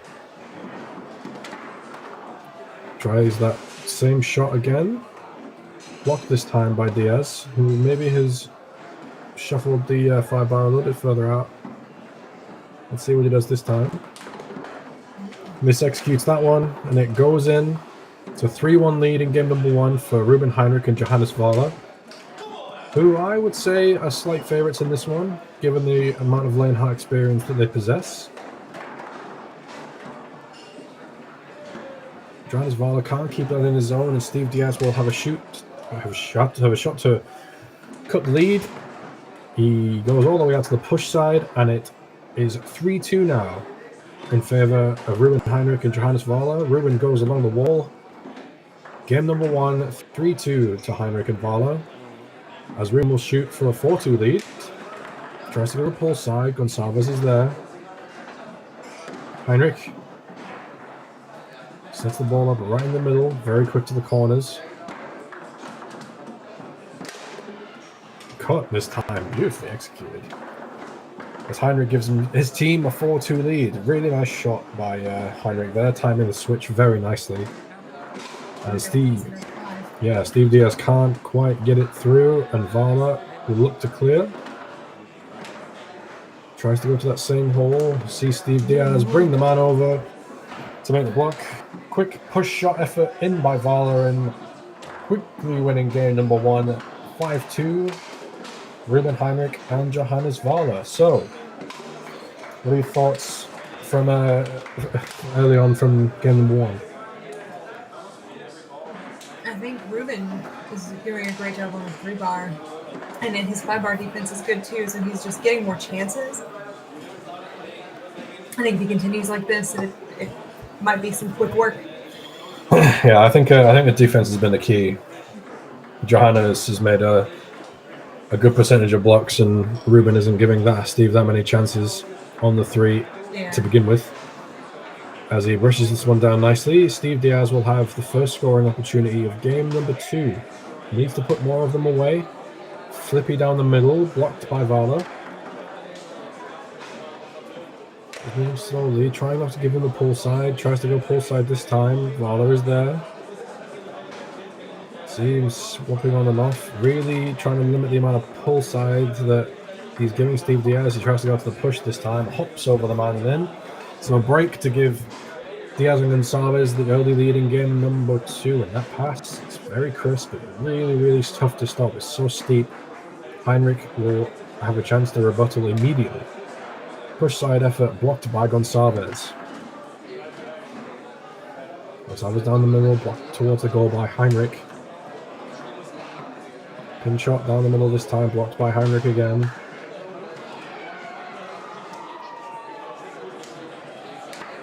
Gonçalves down the middle, blocked by Diaz. I think that would have gone in if they didn't hit the 3-row. It's a slight whoopsie. If you catch it, you look good. If you block it, you don't look so good. It's a gamble. That's exactly. Yeah, sometimes you get lucky on those too and deflect it even if you don't catch it. Deflect it in the right way. Yeah. No luck this time, but they still hold the lead. As Gonçalves tries to go down the middle once more, quick down the middle again, and it goes all the way through to Vala, who tries to angle a pass down the far wall. Can't get it to go. Down the middle with that same shot. He's clearing more often than not, giving Ruben a possession often enough. Tries to go to the push side. Looked like the hole was there, just rimmed off the corner, stabbed on goal, kept out by Gonçalves. Pinned down the middle, blocked by the near guy of Ruben this time. Heinrich doing a good job of limiting the clearing options. It feels like you can't clear as a goalie. You get a little bit tighter. Start making a couple of mistakes. There's Vala. See Steve Diaz freezing a little bit on the gap that Johannes Vala has hit a few times already. So Ruben Heinrich makes another block from the 2-bar of Gonçalves. We'd like to see Bruno Gonçalves try a couple more passes, angle passes down the far wall. Might open some stuff up for him, and we're going to get a jar call, I think. That was a beautiful pass for Vala. Up to Heinrich. Yeah, very nice. And jar call, I think everybody's okay with that. Heinrich will shoot for a tie in the second game, and he gets it on the push side, so we are level at 1 apiece. Steve Diaz puts the ball back into play. Yeah, Vala's really doing an excellent job clearing, giving Heinrich some extra possessions, blocking. So we just see here. Yeah. Said before the game that the defense might decide the game, and it is doing so far. Heinrich made a couple of blocks on the pass. This time, Diaz gets it through and quickly flips it down the middle as Johannes Vala shuffled out a little bit too far. 2-1 to the Luxembourgers. Heinrich goes crisply through the lane.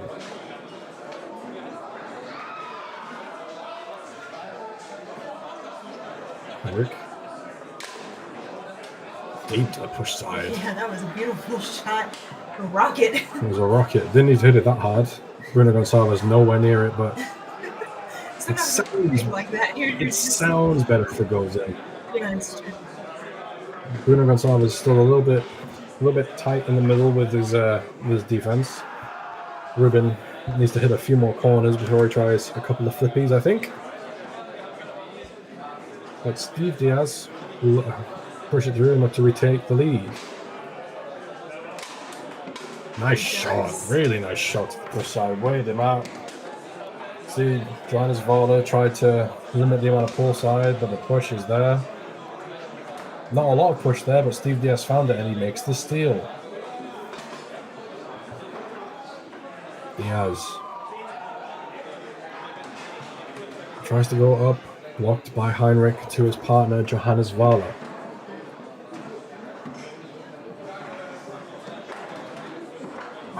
Valder off the post and all the way back to Diaz. Really, Heinrich, you gotta fight for those balls. Yeah, and that's a bit of a break as well as Diaz flips it over and he cuts it off the outside post. So 4-2 lead in game number 2 for Diaz and Gonçalves. Ruben Heinrich can cut the lead to 1 right here. That one goes in very deep. It's pretty much dead man off both posts. And you can't count the team of Heinrich and Valder out yet with the amount of blocks that Ruben's making on the 5 and Johannes Valder's defensive efforts so far. Diaz tries to brush it up. Heinrich there. Brush up through the lane, successful this time, and Diaz will shoot for game 2. He goes to the pull side, a bit of a recoil, and there we have it. We are tied at 1 game apiece. Much, much better offensive display from Steve Diaz in game number 2. Yeah, he kind of went on a run there. I know that one was a bit fortunate, but he scored, what, 4 in a row? At least 3, yeah. Yeah. That's what you need. Bruno Gonçalves is making a couple of blocks. Don't feel like Ruben had as many possessions in that match, in that game, sorry, but I'm sure we'll see him rectify that going forward. So 1-1. Yeah, Diaz really made the adjustments that he needed to make in that game. Absolutely. We are 143 people joining us to watch some phenomenal foosball from the Fypfoos Open, Muenster, Germany. We're at the quarterfinal stage. Inside Foos is bringing you the coverage as we get game number 3 underway. Ruben Heinrich will put it into play, brush it up through the lane.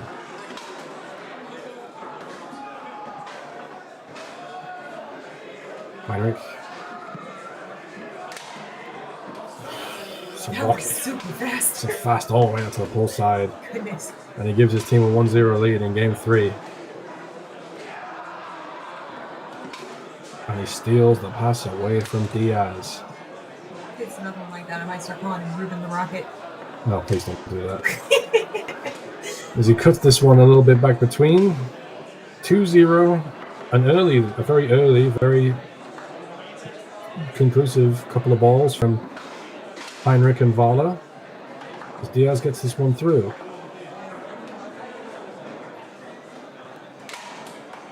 And smashes the push side again. Recoil.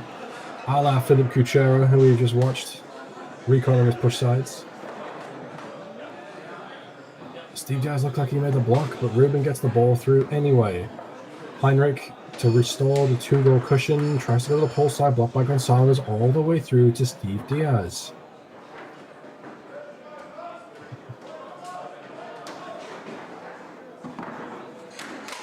Diaz to the pull side. He is ferocious.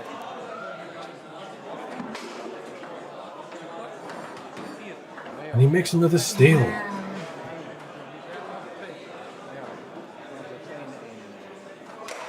Diaz to the pull side again. Steve Diaz is on fire. Just like that. 2-0 2-1. lead Yeah. becomes 3-2. 2-0 becomes 3-2, and we saw that earlier on, the flip-flopping in momentum. And Ruben Heinrich, you feel like if he's going to stop the momentum, he needs to get this one. No timeouts taken by either team so far, and Ruben gets it to go for the push side. It is 3-3. It's game number 3. It is 1-1. Decisive point here. He'd have to go 4-3 up in this all-important game, as Steve Diaz, who's been red hot, tries to go to the pull side, blocked by Vala. Big block by Johannes Vala. Steve Diaz has scored, I think, 6 in a row. Yeah. This one taken away by Johannes Vala. He tries to slide it to that same hole, the same clearing hole, but Steve Diaz brings the middleman over to make the block and take it away, and Johannes Vala takes it right back. He did good to keep the rebound down. Yeah, looked like that one might have snuck in, but Johannes Vala kept it out. See what he does this time. Might be looking at that pass down the lane. Pull shot on goal, round the man of Diaz this time, and Ruben Heinrich has a possession from his partner. Ruben scored well in this game as well, has to be said. This one wide of the goal though. And Gonçalves, who we haven't seen much from offensively so far. Oh, the pass was nice. That's what I wanted to see from him. Steve Diaz just can't hold on to it. That pass will open up a few more shooting options for him going forward. See if Johannes Vala tries that little pass as Steve bobs off. Yes, he does. Can't hold on to it though. Gonçalves, you see Ruben staying out in the lane a little bit more now that Bruno Gonçalves has tried that pass. He slides that one down the middle. Nice shot to clear the zone.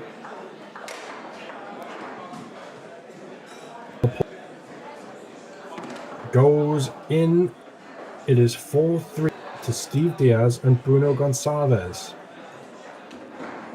Heinrich tries to go up, stolen by Diaz and picked up by Diaz on the 5.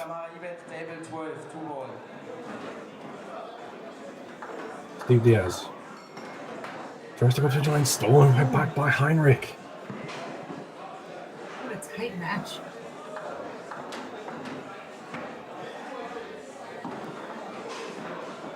Heinrich, the push side, blocked and taken away by Gonçalves.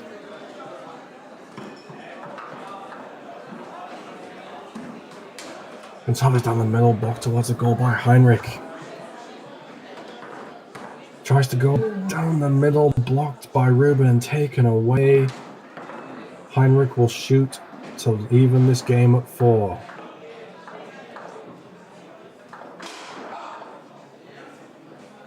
Heinrich taking his time, tries to go to the pull side, blocked by Gonçalves, who stayed out there and made the block a bit of a scuffle. And Steve Diaz picks the ball up on the 3. That one blocked partially by Johannes Vala, but goes in anyway. Ruben Heinrich having the chances to equalize. Punished by Steve Diaz. And, I mean, to the start of that game, I thought it was going to go Johannes Vala and Ruben Heinrich's way, but the way that Steve Diaz and Bruno Gonçalves have fallen their way back into that one, they take a deserved 2-1 lead, I think. Mariam, thoughts? Yeah, I think Steve Diaz is really, especially compared to the first game, stepped up his percentage on the 3-bar. While Vala got some blocks there in this game number 3, Diaz's percentage is still very high. So if Gonçalves can get blocks and get the ball up to him, Diaz is going to close. Yeah. Yeah, we're also seeing Diaz passing at a higher percentage than before. There has been some back and forth on the 5, but yeah, I think it's currently looking like Diaz and Gonçalves' game. Yep, I think so. There's need to see a little bit more, particularly from Ruben Heinrich.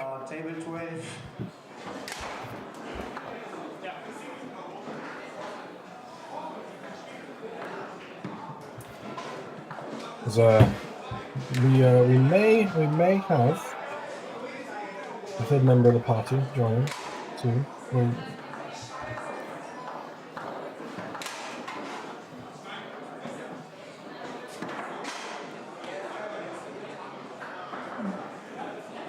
Yes. Yes. We're going to look into it. We're going to look for the into next it. match? For the next match, perhaps. Special guest, possibly incoming. As Ruben Heinrich puts this one back into play. Game number 4. 2-1 lead for Diaz and Gonçalves. As Ruben can't hold on to his very fast lane pass. Tries to go along the wall, blocked by Steve Diaz. Valo tries to go for that little short, blocked by Diaz.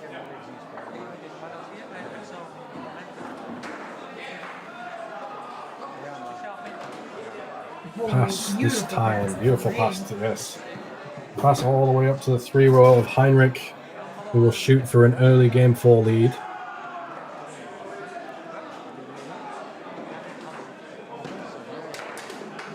Tries to go to the push side, blocked by Gonçalves, off the wall and in.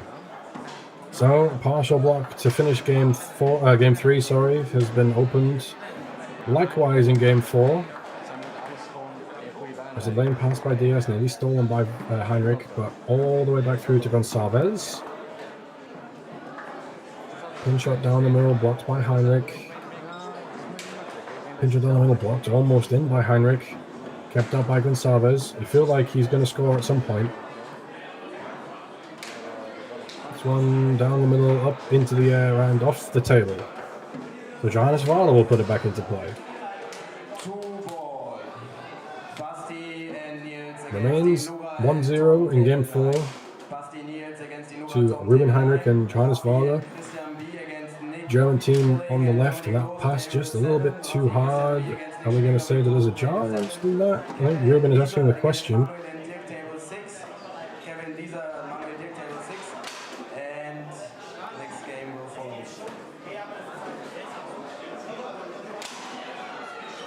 Might have to get man with laptop. I don't know his name. Yeah, I'm not sure who it was. I brought the laptop over. It's a bit different with a jar call than a possible goal. Yeah. Can't really feel what's happening on the table. The players are just going to have to hash out between themselves. And while they're doing that, we can go through some of the other games that may or may not have finished at this point.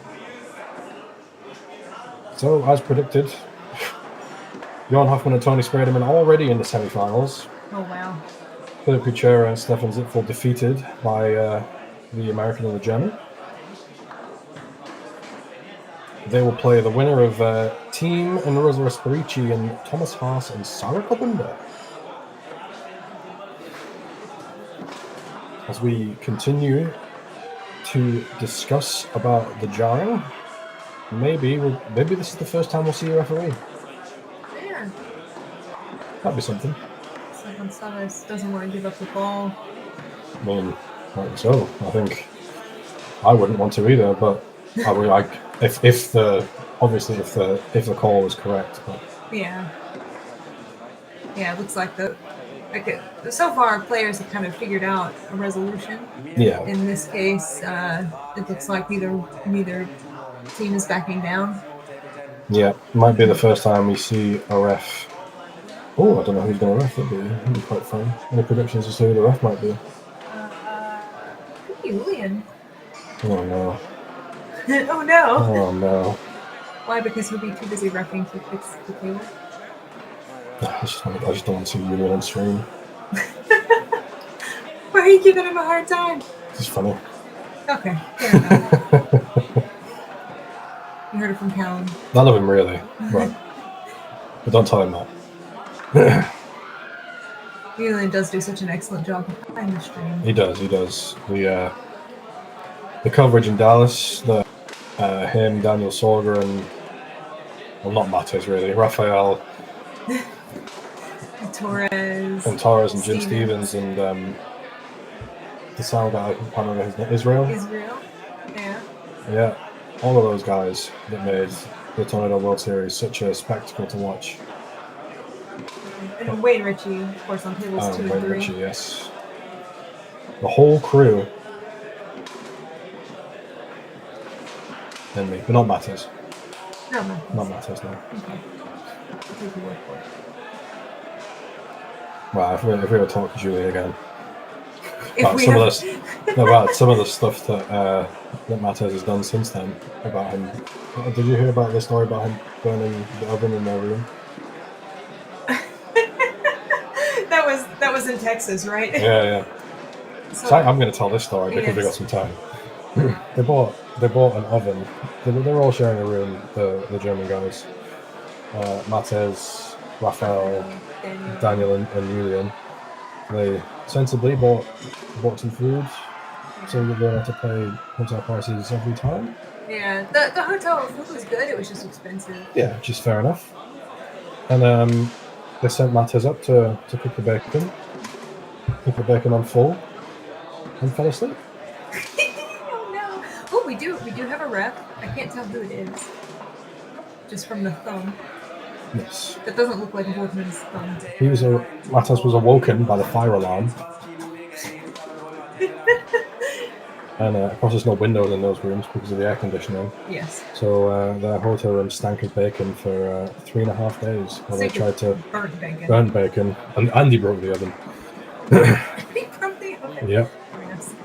Anyway, back to the foosball as Ruben Heinrich goes to the pull side. Ooh, that's a beautiful pass by Gonçalves to Diaz.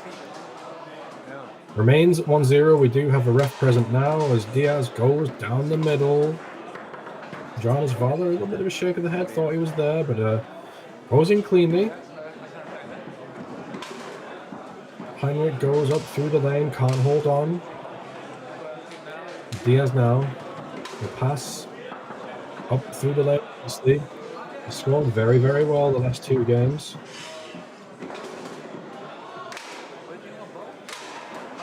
Cuts it through. That's a nice shot.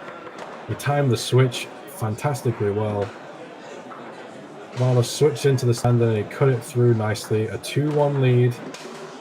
2-1 lead in games, 2-1 lead in score for Bruno Gonçalves and Steve Diaz, as we're going to get the first call made by referee Philip Kuchera, I'm going to say. Kuchera. That's my guess. As That's a good guess.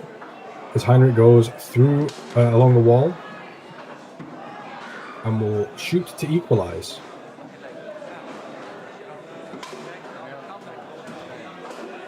Have you ever had someone tell you that they recognize you by your hands? No. It's happened to me before. I wonder why. Steve Diaz picks this one up. It's a story for not on stream. Oh well, not right when the match is happening. As he slams home that push side with authority. It's 3-1, and they are now 2 goals away from a spot in the semifinals. I brought it up because I think you're right about it, Philip. It's just interesting how we learn to recognize players just by the little bit that we can see on this stream. Yeah.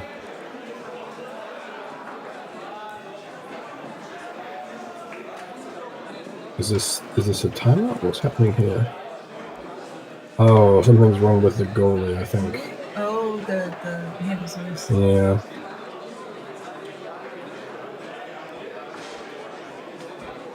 See what we can do about getting this one fixed.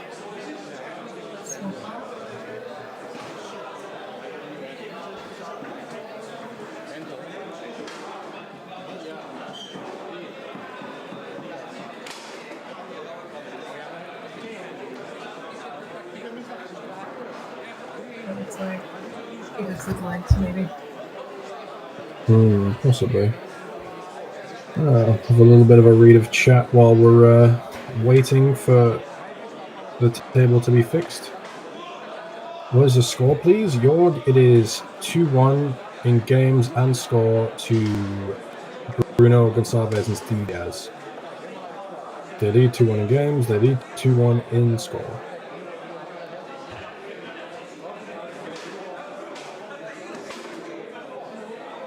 Oh, it was 10 minutes ago. My bad. Well, at least I answered the question. Do you know who Filthy Long is? Yeah. You do? It's Ryan Harvey. Ah, okay. Hello, Ryan. All the way from Seattle? Portland. Portland? Yeah. Oh, it's up there, isn't it? In the Pacific Oh, Northwest. darn, Pacific Northwest, man. What's your problem with the name Pacific Northwest? Because there's no Pacific Southwest or Atlantic Northeast or similar. It's fair enough. Thank y'all for tuning in. Especially, it's. I was gonna say it's during the workday in the U.S. No, it's not. It's Saturday, but it's early-ish, especially for the West Coast. It's like 11 a.m. Yeah.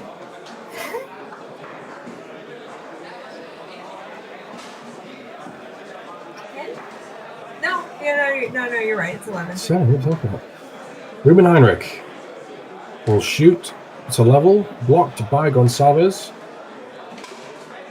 Tries to go down the middle, and it's taken right back by Ruben Heinrich.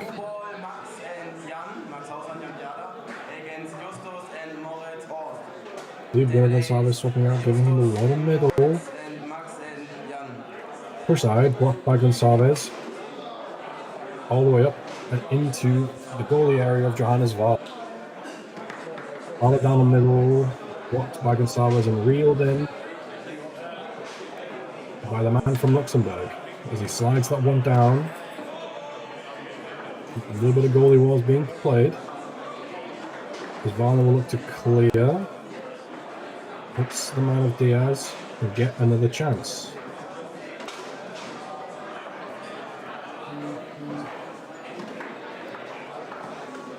This one cleared all the way up to Ruben Heinrich, who needs to get something going. And he does. Finds it to the pull side. It is 2-2. In game number 4. 2-1 lead for Diaz and Gonçalves.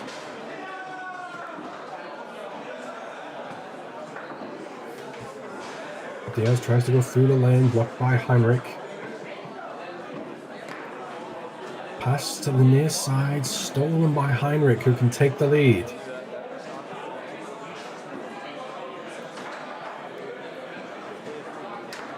Heinrich to the push side, oh, blocked.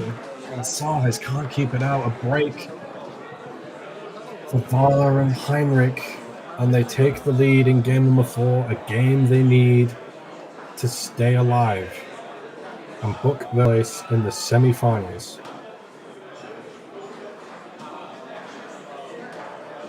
Diaz along the wall, blocked and stolen by Ruben Heinrich. It goes along the wall. Heinrich for a 4-2 lead.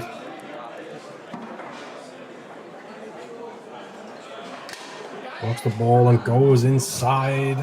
Bruno Gonçalves on the push. Ruben Heinrich went inside. 4-2 lead for Ruben Heinrich and Johannes Wahl, and Steve Diaz will look to cut that lead. As he does, that's a beautiful shot. It looked like Johannes Wahl was out there, but he went round him. What a shot by Steve Diaz. So 4-3. With game point, as we got a handy photo taken there. I did know that. Heinrich to win the game and take it to a 5th. And Heinrich will dance the ball around a little bit and shoot to the pull side, blistering pull side by Ruben Heinrich. And we are once more going to game number 5. So, we will remind the viewers, it's not an ITSF tournament, and the 5th set is win by 2 until infinity, until forever. Until forever. Until someone wins by 2. As it is in the World Cup and World Championships. Yes. Win by 2 forever. Forever. Because we have another semi-finalist. Go on. Ben Team and Rosa Aparici have defeated Thomas Haas and Sarah Kobunda, and they will play Bjorn Hoffman and Tony Spredeman in the semi-finals. Both matches on this side of the bracket are still ongoing. That is this match that we're watching now, Diaz Gonçalves, Heinrich Wahler, and Marcos Twan Hermans, Mick Kunat, Nico Wolgemuth. I'm learning. Let's see if we get anything from chat while we're waiting for game number 5 to commence.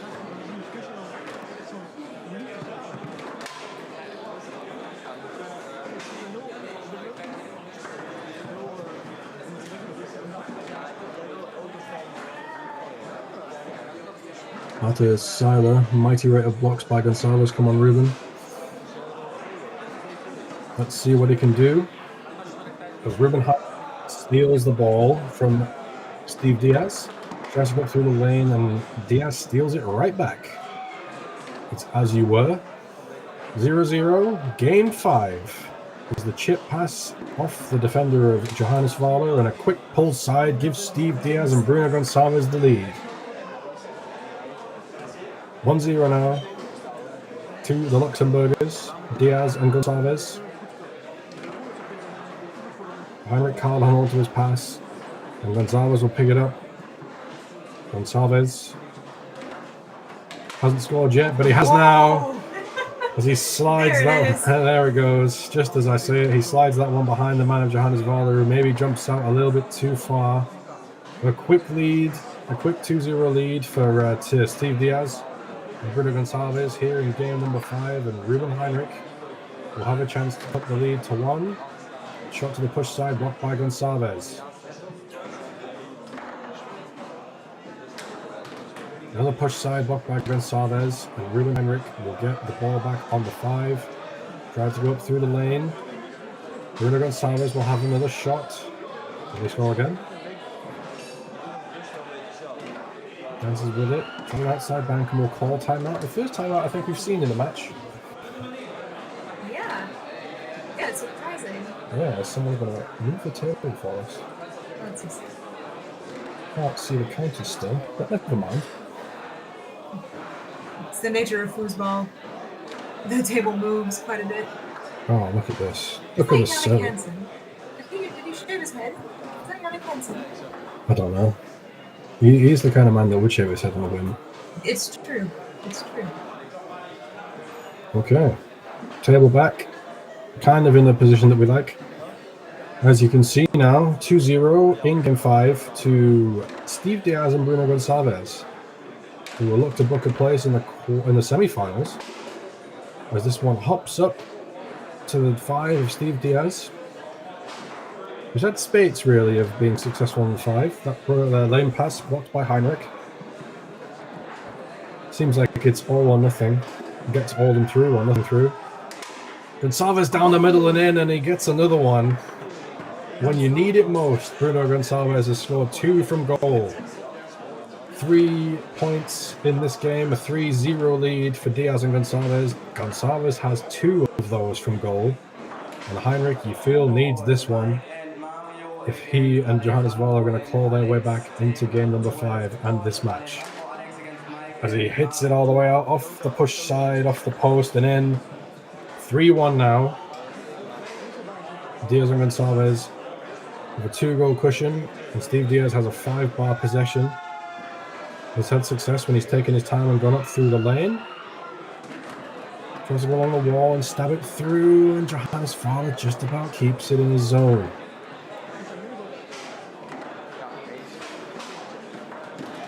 Wahler down the middle, Gonçalves keeps this one. It's been a good place for the ball to be in game 5, and he brushes that one up. I think that was a shot. I think that was a bit fortunate. But Steve Diaz picks it up nonetheless, tries to flip it down the middle. Wahler is there. It looked like a short version of Robert Mahrez's beautiful. Yeah, the pass from the pool side, yeah. As Wahler makes another block on the flippy from Steve Diaz. Keeps the score at 3-1. Ooh, that one routes toward the goal. An awkward one for Wahler to keep out, but he does handedly. See what he can do from goal. Slides that one down the middle. Blocked and taken away by Gonçalves. Gonçalves on goal again. Picked up by Vala. Tries the quick pull shot. Fans on the effort. Reset. Went down the middle. Stabbed forward. Vala has another chance. Fakes. Tries to go down the middle off the wall. Picked up by Diaz on the 5.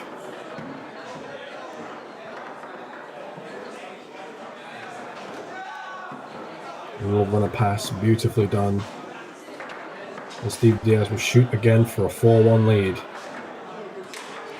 Goes out to the push side. That one does go in. And so Steve Diaz and Bruno Gonçalves are 1 point away from the semi-finals. Heinrich along the wall. Heinrich and Vala top qualifiers in this event, remember.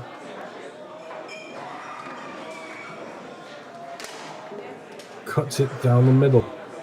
It's not impossible. Yeah, it's not over yet. As Diaz will put it into play. I think he might look wall this time. A little fake down the wall.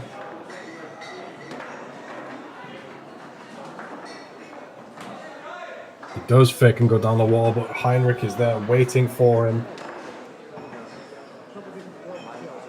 Ruben Heinrich, similar train of thought to me, and he goes up through the lane and will look to cut the lead to 1.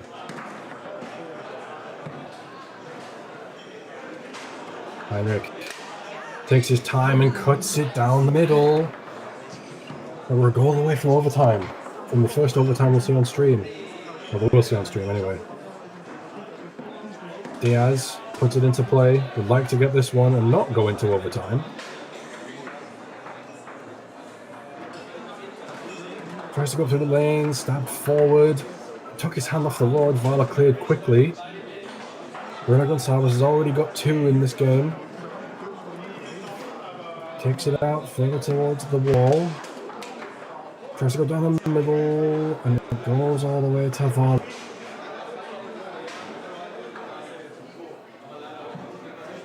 Steve Diaz and Bruno Gonçalves led 4-1. It's now 4-3. Gonçalves down the middle, blocked by Heinrich. Fortunate to get it back. Gonçalves will reset. Tries to slide it down to the short side. It goes to Diaz. Flips it over, blocked by Vala. There's another chance here. It's match point. Match point to Diaz and Gonçalves. He tries to flip it over down the middle, blocked again by Johannes Vala. 2 shots to win already from Steve Diaz. And a pass from Vala to Heinrich.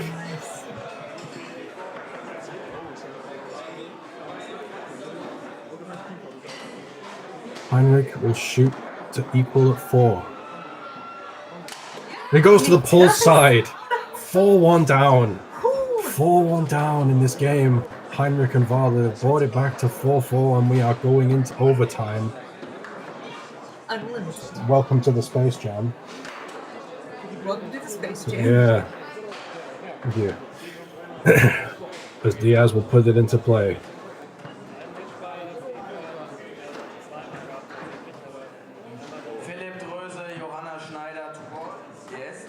Diaz has his pass stolen by Heinrich. They've scored the last 3 in a row. They needed to. And Heinrich will shoot for the lead. Oh, go all the way to the push side, and we see the frustration from Gonçalves. His partner's had 2 shots to win. Bruno's not making any blocks. Steve had his pass stolen. It's all going downhill. Pass stolen again by Ruben Heinrich. You think now would have been a good time for a timeout for them? The momentum has totally shifted. Now it's match point. Ruben has scored 4 in a row. If he makes it 5, which he does. Wow, what a performance. Ruben Heinrich has turned it on. my goodness.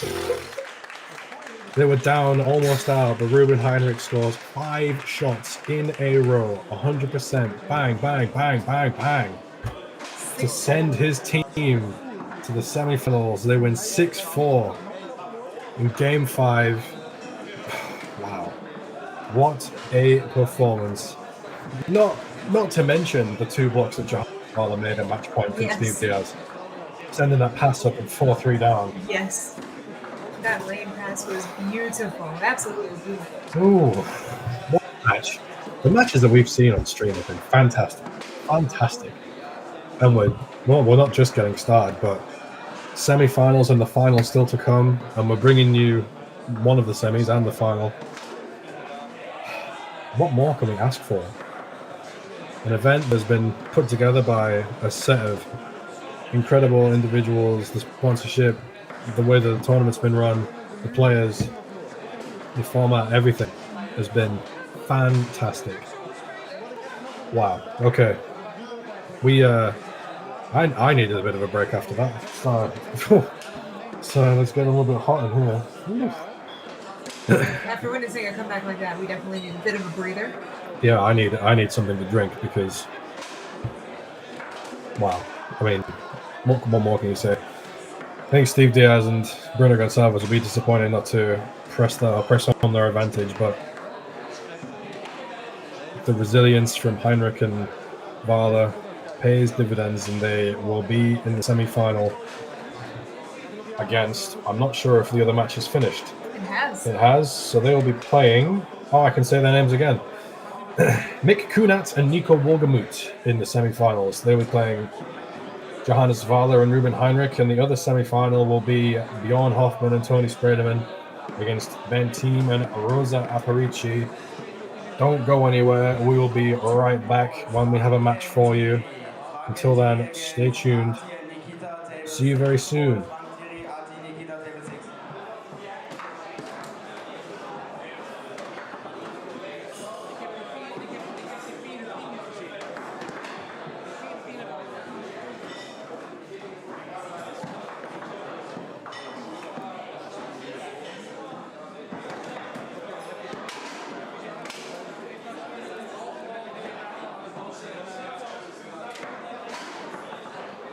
Apologies, people. We're still here. I'm just reading some messages from chat.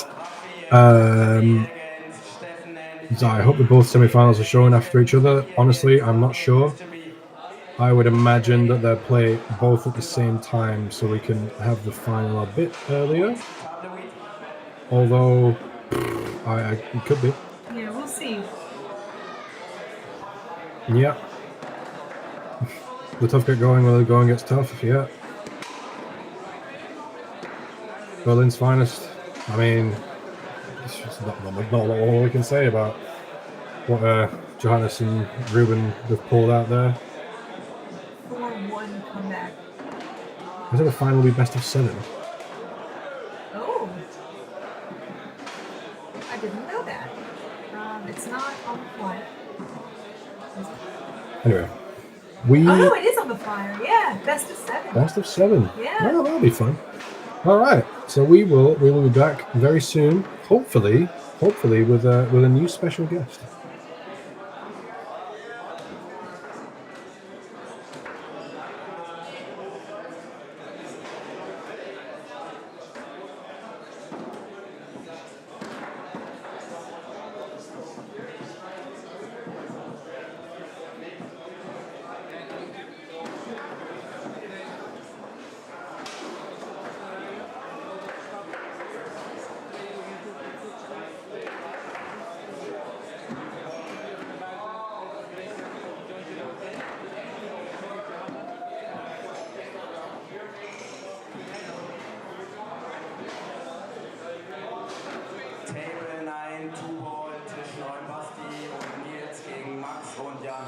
Jan und Max gegen Basti und Nils, Tisch 9 zu Board.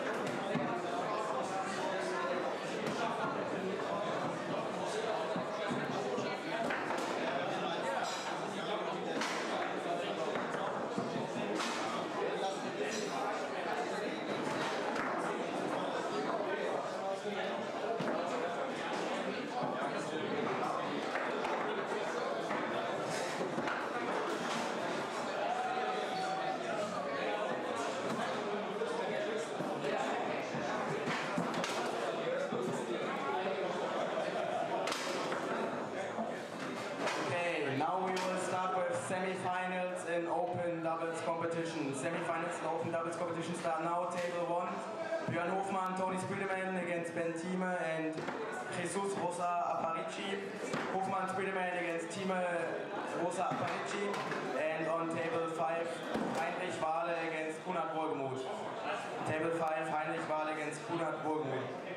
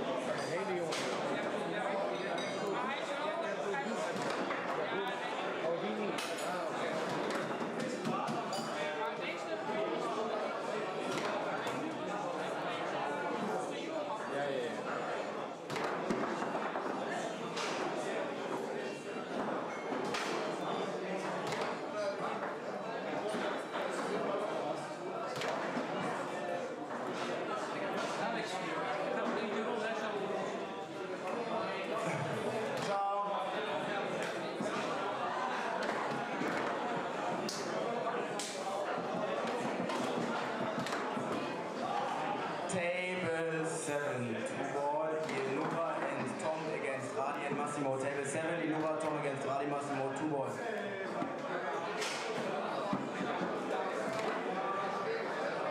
Who wants to become our barbecue master for the next hour? Who wants to do the barbecue? Please come and earn infinite thankfulness.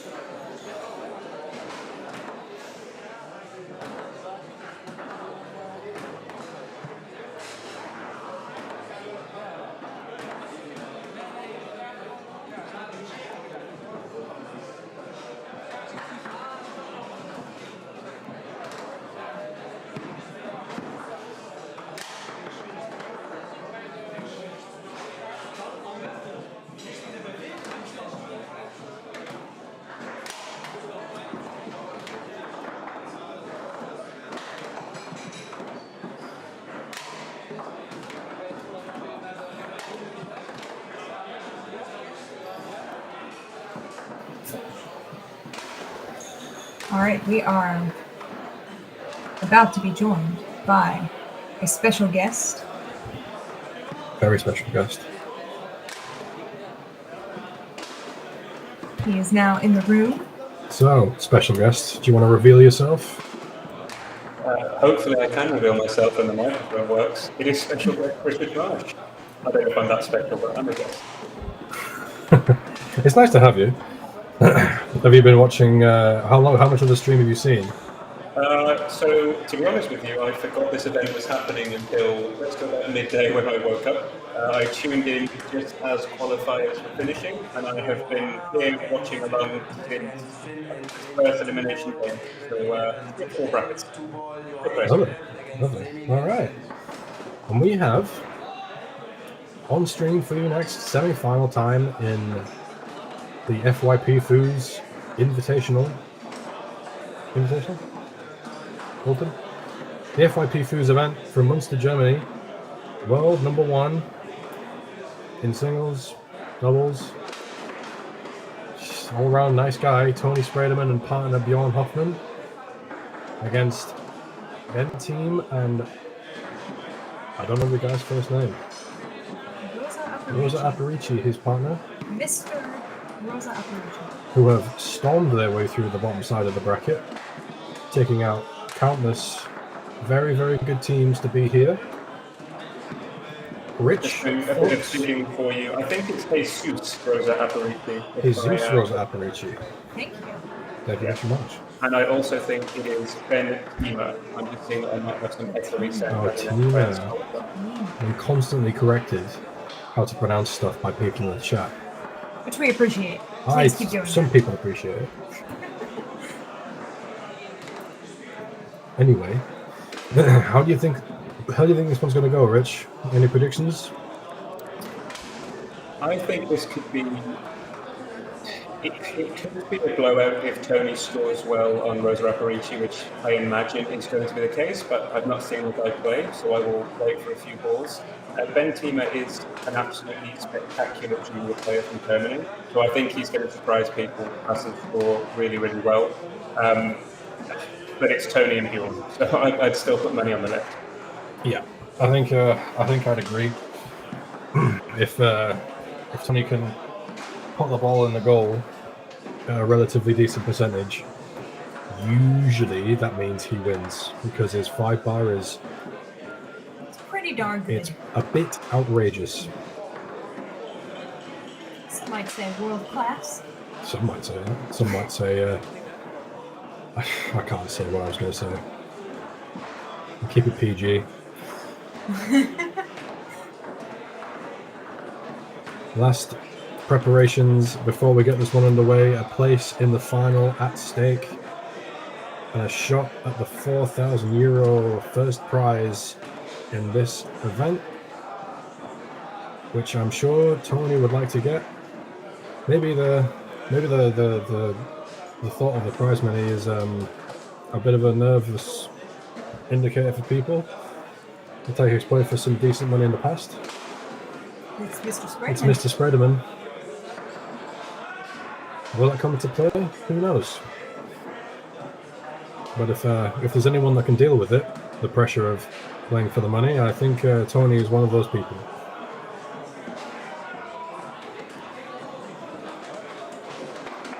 The semifinals, each team has already won $1,000. Wow.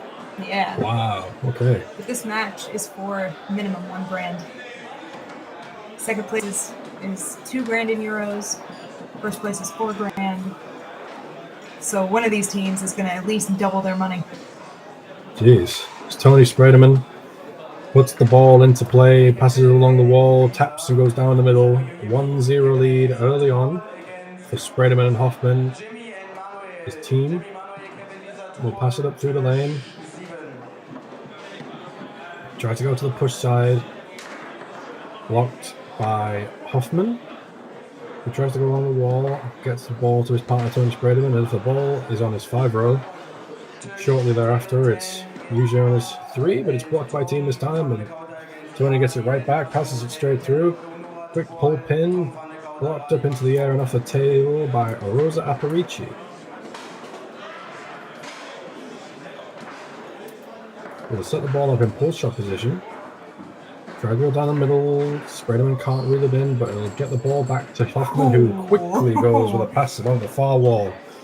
And Tony flips it over down the middle, and there's 2-0. Quick play there by Hoffman and Sprederman to go up 2-0. Here, game number 1. Yeah, nice pass by team. Needs to put his chances away. Tries to cut that one down the middle, blocked by Hoffman, and Sprederman holds on to the ball on his 5. Tries to bounce it through, can't hold on to the pass. Rosa Aparici. Tries to go to the short side. Bjorn Hoffman slides him out there to make the block. Tony hard along the wall. Sprederman for a 3-0 lead. Taps the ball out to the push side and tries to take it out to the push side. Rosa Aparici stays out there, makes the block, and Tima advances it, gets a bit of a break, but it cuts the lead to 1. Thoughts so far, Rich? Yeah, but I think my first opinion is probably accurate. Tony is going to get ball. I think he's going to score well. I'm not seeing a bad defense from Rosa Aparici, but I think Tony will improve as the match goes on. And unfortunately, Rosa Aparici is also shooting a pull shot series, which is incredibly difficult into these guys' zones. Yeah, it's a very good point. Tony, I don't think has played this guy before. At least I've not seen it. Might take a little bit of getting used to the defense, but once Tony finds a couple of reads, it's tough to stop him. And yeah, shooting the pull shot against the Spreaderman zone it's not where you want to be. The standard of the American pull shooters quite a lot higher than the standard of the European pull shooters over here. As Tony Spreaderman slaps a couple of the pull shots back to the zone of Rosa Aparici.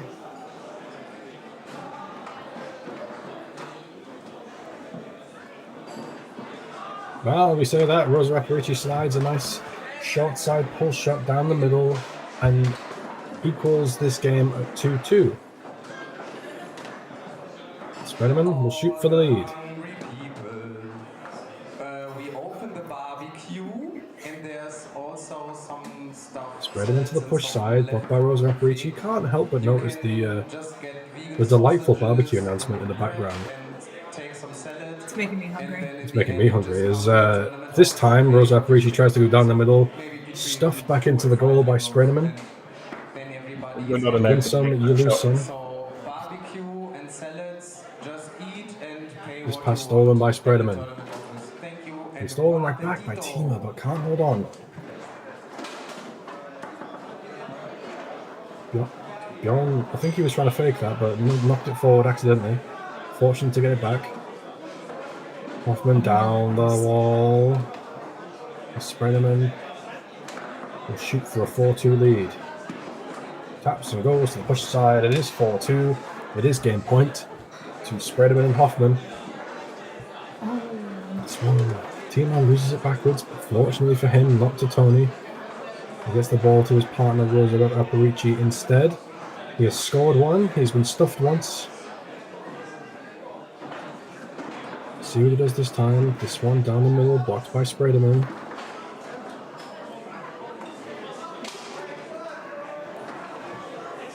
This one down the middle, that's dangerous. Blocked towards the goal by Spreaderman. I thought that was in the goal. I thought that was in the goal. Pull kick this time, blocked by Spreaderman, who gets the ball back on the 5.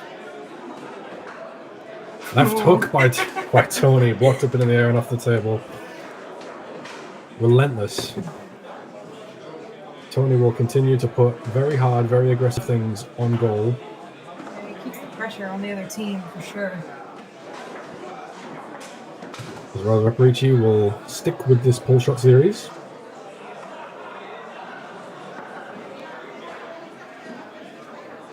Spreaderman moving slowly. Try to slide it down. Spreaderman is not going to let him have that in a million years. Not after the first one. Same shot, same block, but this time Tima picks it up, goes nicely, quickly along the wall. Will shoot to pull within 1. Tima, nice. Bjorn Deep. all the way out there. Yeah, Dead man pull side by Tima, who will take the game's first timeout. Regrip. So, special guest Richard Marsh. Thoughts on what's happened since we heard from you last? Not too much has changed. I think we have seen Tony's going to adjust to that 2-bar and really try and force Rosa Aparici to hit something fast. I think that short slide that he did score earlier was a nice option, but he's going to have to do it far quicker than the first one. We'd like to see some more passing, maybe some pull kicks and clearances. Ben Tima has looked good though when he's had the ball. Looks just a little bit nervy to me. Yeah. As Tony passes it through quickly, and we'll look to win game number 1. Spreaderman takes his time, taps, goes down the middle, partially blocked, but it rattles in anyway, and Spreaderman and Hoffman win game number 1. It feels like Tima has scored well when he's had the ball, he just hasn't had that much of the ball, and as you said, Rich, Rosa Aparici struggling a little bit. that short slider a good option, as you said, but he's only going to let you have that one time. And as I've experienced with him before, I'm going to quote. He said to me once when I scored something slow, "All right, next one you're going to have to hit like a man." That sounds like something Tony would say. Yeah, you need to show more options, maybe different setup positions, maybe just inside the line, give a little bit of a different look for the defense. But this might be, probably is the first time Rosa Aparici has played against Sprederman. And not to forget, you have a Hoffman at the back there who's also going to cover all of those gaps very quickly. It's just very hard to Yeah, score from absolutely. the two. Tony and Bjorn have played a lot together at this point in Europe. World finalists last year, losing to organisers of this event, Felix Stroser and Yannick Hansen. His teamer tries to go up through the lane, blocked all the way back to Rosa Aparici in goal. When you've stared down the likes of Ryan Moore and Billy Pappas as pull shots, you might feel okay about something a little bit slower, and just like that, Sprederman steals it away and cuts it beautifully. He leaves the cut open. He made that look so easy. Sprederman duly takes it, and it is 1-0 in game number 2. Tima tries the overbrush, and Tony left hook on goal, blocked by Rosa Aparici. Let's see if he does something different. No, he's going to stick with the same series. Slides this one up, clears the zone this time, but only as far as Sprederman.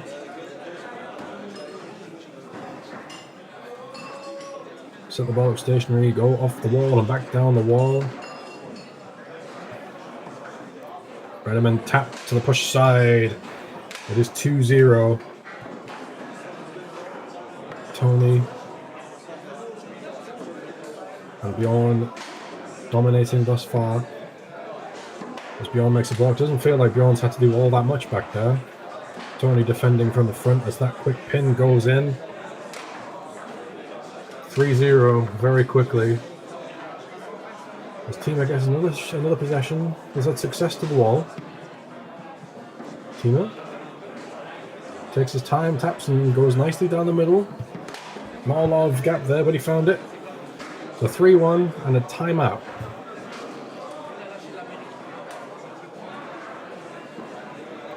I like the timeout call here, at least. This game already getting away from them. At least now they're within 2 balls, starting a comeback. Tima needs to take his time everywhere. His 5 and his 3 are good.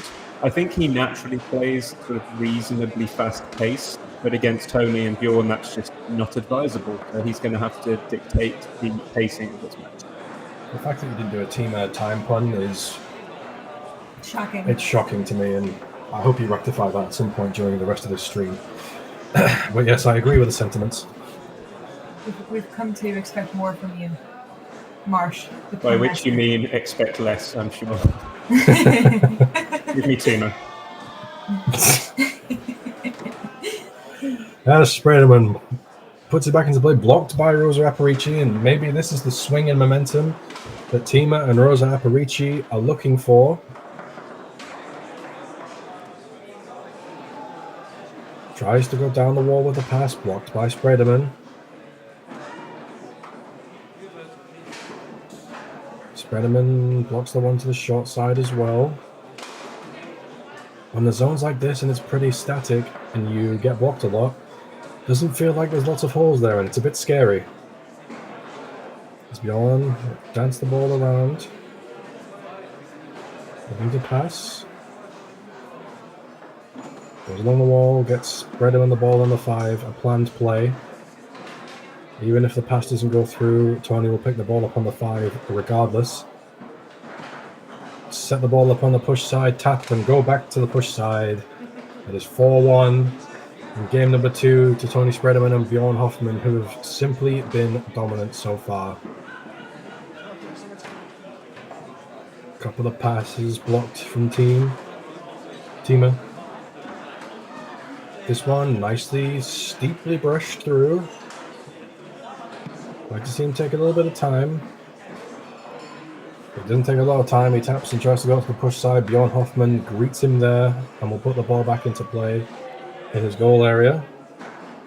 Tries to pass it on the wall. A little bit of a scuffle. Quick shot by Teamer and blocked by Hoffman again. Bjorn Hoffman will take a timeout this time. So he's not really heeding your wishes thus far.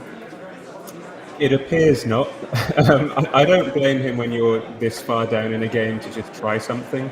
But of all of the defenders to do it against, Bjorn probably isn't one of them. No, he's Bjorn. I'm going to call him crafty. He's got a few tricks up his sleeve, and He is a sneakster. Yes, and if there's someone that's going to be able to block the sneaky stuff, it's Bjorn Hoffman, who will put the ball back into play.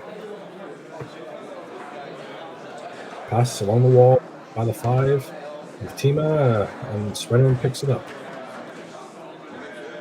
Spreaderman through that high lane will shoot to win game number 2. Taps and goes to the push side, blocked by Rosa Aparici, so he's keeping his team in the game, and he's swapping to the pin series this time. Tries to go down the middle, blocked by Spreaderman. Rosa Aparici will have another chance to clear. Tries the bank, blocked by Spreaderman, who picks it up on the 3 row, tries the pull kick off of the pin set, just wide. Ooh, crumbs. Camera's moving on us. But thank you to Julian, who's fixing the angle for us. As Tony bounces it through.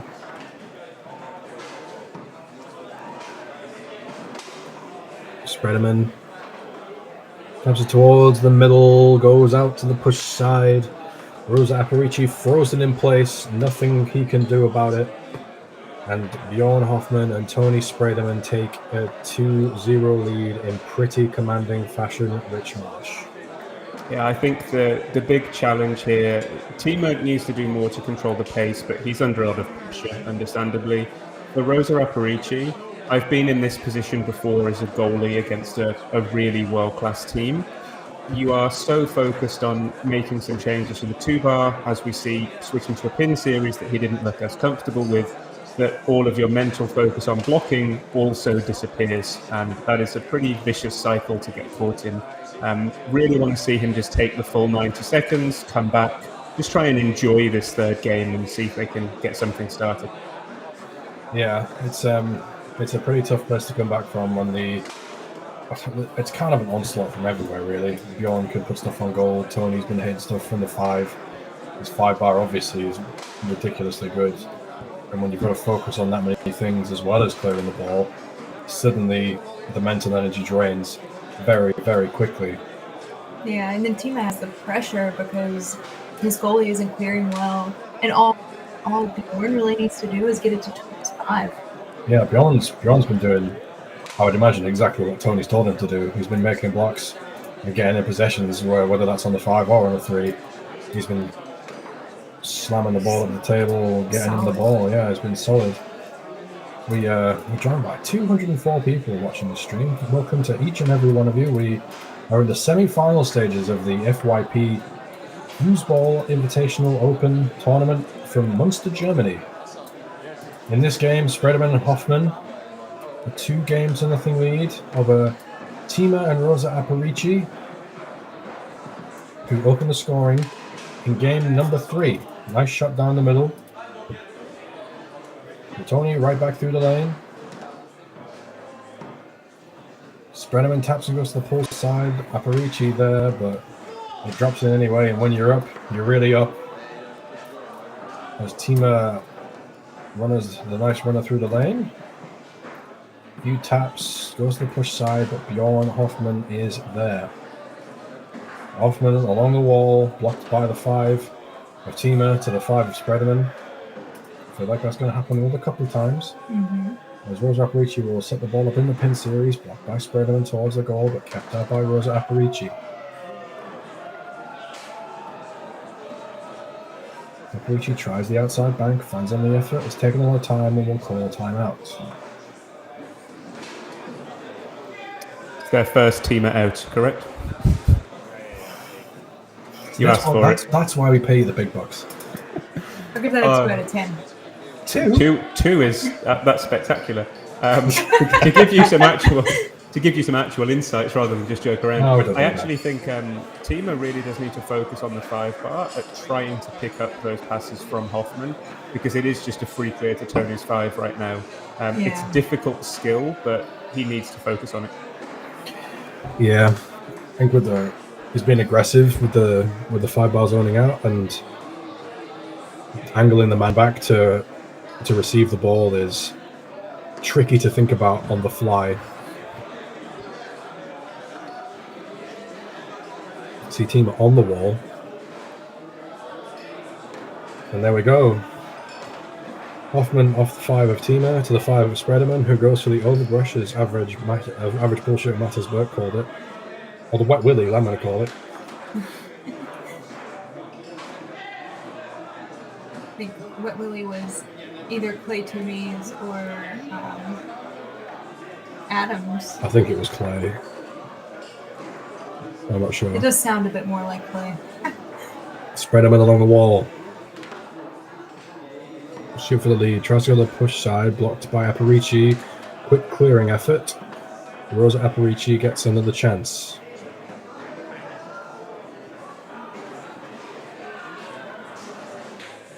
Tries to go for the inside bank, and Bjorn Hoffman keeps it out. Tries to angle it down the wall, but angles it towards the goal instead. Tony, the near side Wet Willy, which is incredible to say. Spreaderman. Down the middle. A 2-1 lead for Tony Spreaderman. And Bjorn Hoffman over Ben Tima and Jesus Rosa Aparici. Tries to go for the high lane, stabbed on goal, just about keeps it. Tima needs to get something going. Tries to go to the pull side. Bjorn Hoffman there. Will take the ball away, and I wonder what's going to happen. Wow, something different happened. Bjorn Hoffman tried to slide the pull shot down the middle. Another one, nearly went in, nearly stuffed in by the 5 bar of Tima. And Bjorn will take a timeout and maybe get some instruction from his partner, Tony Spreaderman. The instruction probably being, if it's not broke, don't fix it. I would nothing imagine has so, changed. yes. Just keep hammering that wall pass. Maybe look at a lane if it's closed. But Bjorn is a smart goalie. He knows he doesn't need to do anything big from the 2 bar here. Tony's doing more than enough offensively. And as I suggested, Timo not really making the adjustment. Hopefully he's gone away to think about that now. Yeah.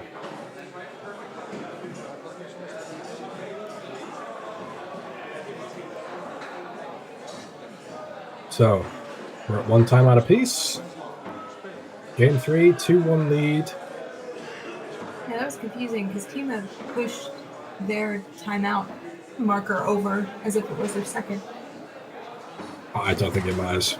As Bjorn Hoffman slides that one all the way up from the push side to the pull side, gives his team a 3-1 lead, 2-0 lead in games, 3-1 lead in points.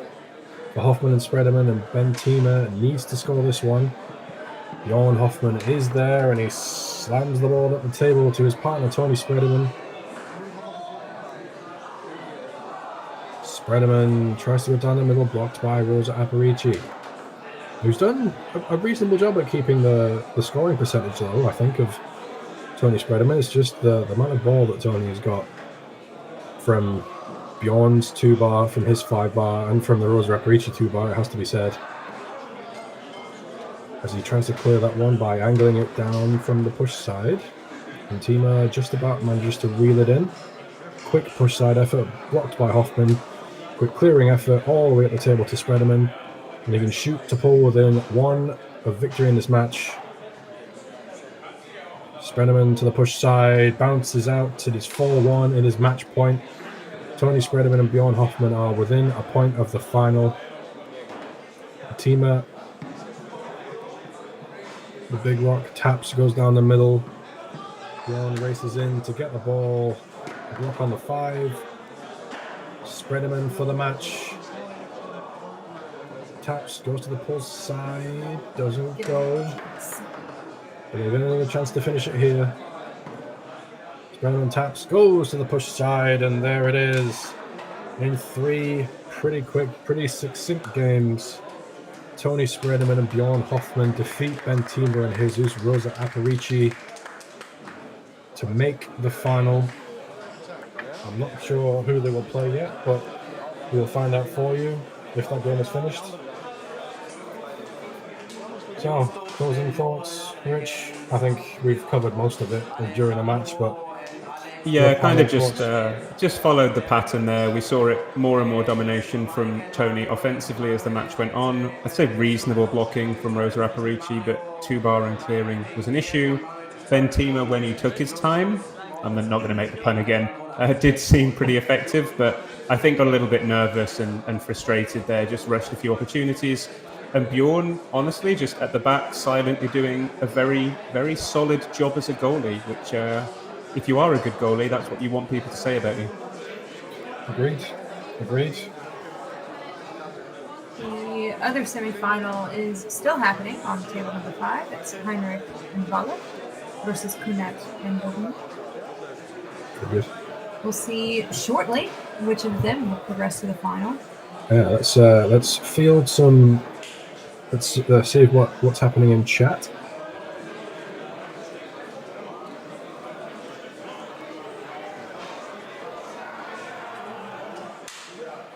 When it loads. Someone teach Aparici a pull kick.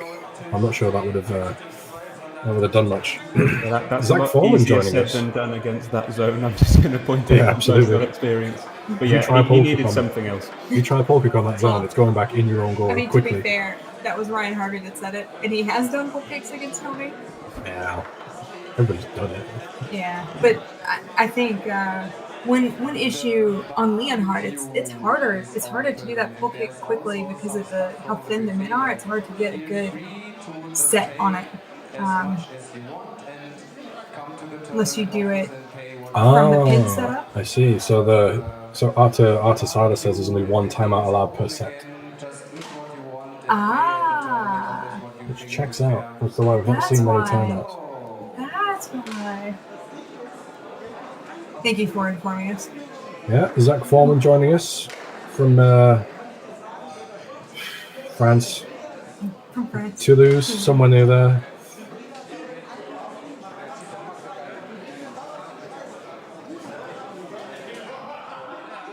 Hope it's English then. We have details from the tournament venue. The place is just very nice on 3 floors. Good food, nice vibe. We can show this. Good tournament software. We can. God, the wonders of modern technology. Good food, nice vibe. Yeah, they're having a barbecue, which is super sad. So there was a barbecue happening at home that I couldn't go to. We've missed out on 2 barbecues, which is really sad. Are you melting yet, Rich? I'm beyond melted. We peaked at 37 degrees Celsius today, so I am not cut out for that temperature. Oh Christ, that is something. And I'm still committed to being here in a sweatbox of a commentary room / office, trying to commentate matches. Well, we thank you for your commitment. You're welcome. We've only got one more match to go, in fairness. I think I can do one. Am I right in thinking the final is a best of 7? I think there's some format changes. Interesting. We have comments from Lynn. Is there a stream for Table 5? Unfortunately, from what I'm aware, no. No, there's only a stream for Table 1. One of the things that Yannick wanted for the tournament was putting a space for people who were there to watch matches. So there wasn't really a lot of space. In general, it's difficult sometimes to record multiple matches in Germany just because the bandwidth isn't good. So, yeah.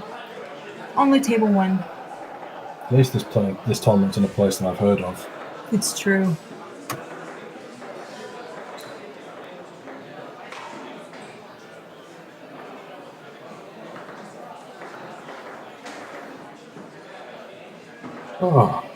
So, do you want to talk about football, Rich, or? If it's about England, no. I do have 3 minutes until Romania play, so that's Ah, going to yes, be Belgium, exciting. Romania. I might have that on just at the side. Yeah, I think I might take a quick break before the final. I've got some people here waiting to watch Romania, so I'm going to go set up some TV stuff for them. And then I will return for some, hopefully, very exciting Hold on. 7 matches. Hold on, who's there with you? Anybody that's fun? There are some fun people, but we we won't talk about it yet. I'll message you. Okay. All right, so we'll take a break, and we will be back with you for the final. The semi-final match is still going on, I believe. Heinrich Wahler against Kunat Waldemuth. The winner of that will play Tony Sprederman and Bjorn Hoffman in the final, with the winner taking home the grand prize of 4,000 euros, 2,000 euros apiece. A decent weekend's work for a foosballer. Thank you for listening. Yeah, thanks everybody for listening. Thank you for joining us. The final will be the next match we have on table number 1, Tisch Nummer 1. We'll be back soon. Don't go anywhere.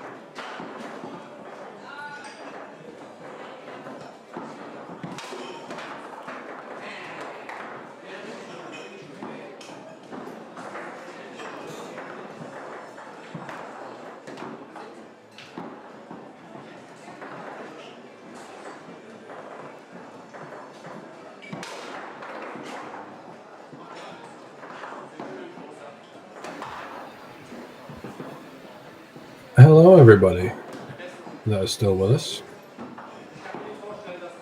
We're going to come back a little bit earlier.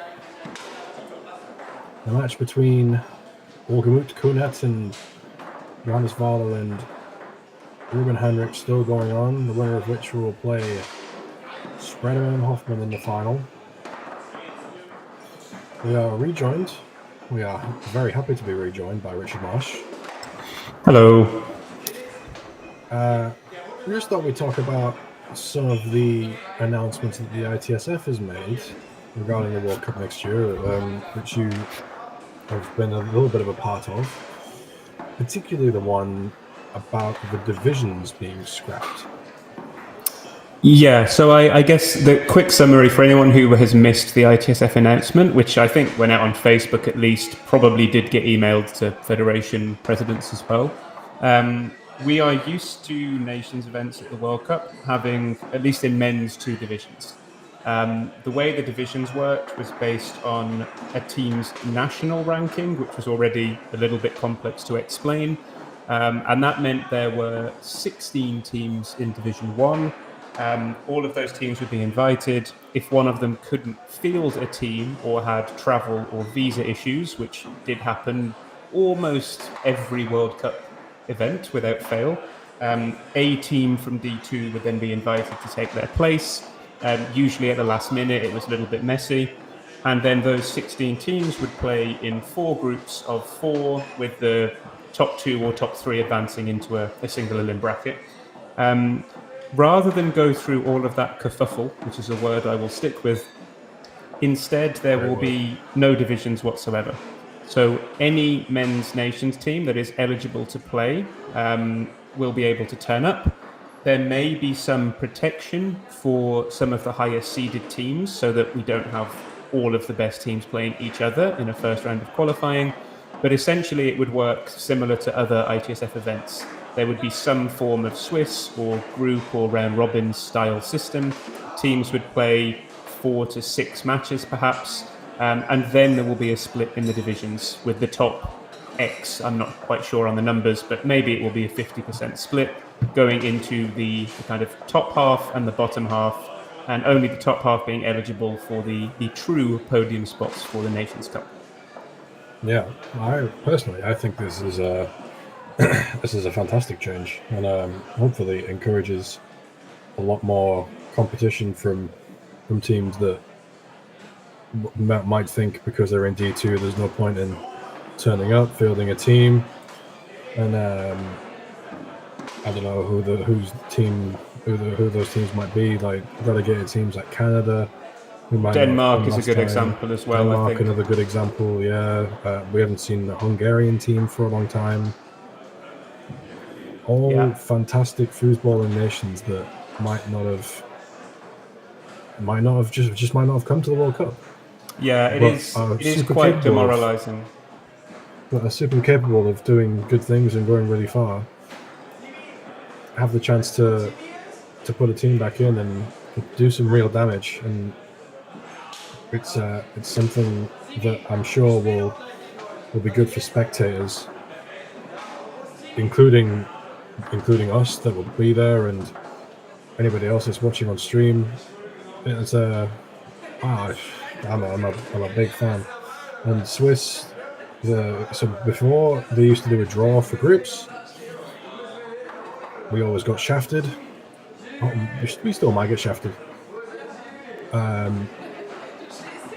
But Swiss makes it a lot fairer. I think you play against teams that are good. Ooh, let's get a show. We're having a show straight out of Hessen. We must have done.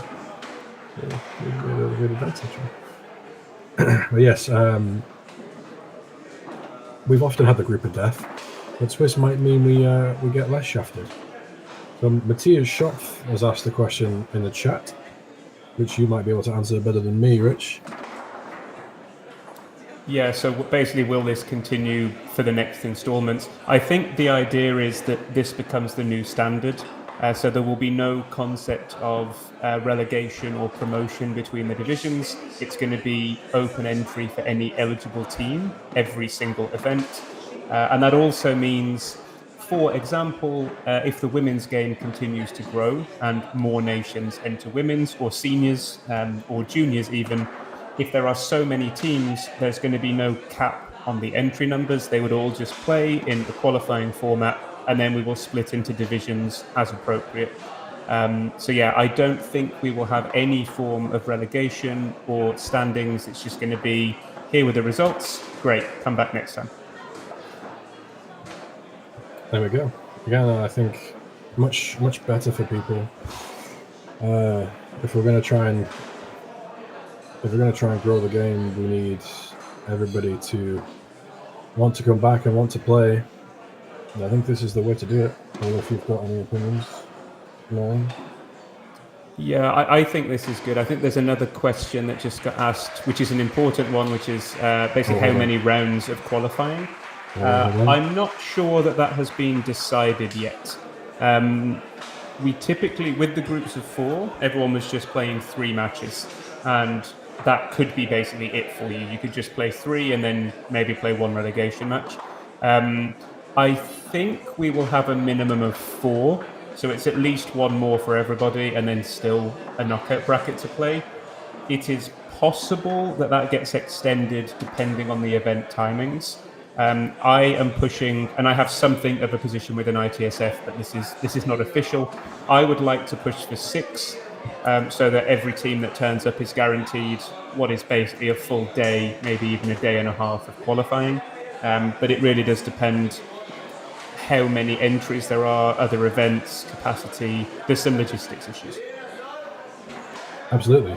And as you were talking, answering what the former World Cup winner Matthias Schopf there, and Salty Van Hinton's questions, we have a winner in the semi-finals.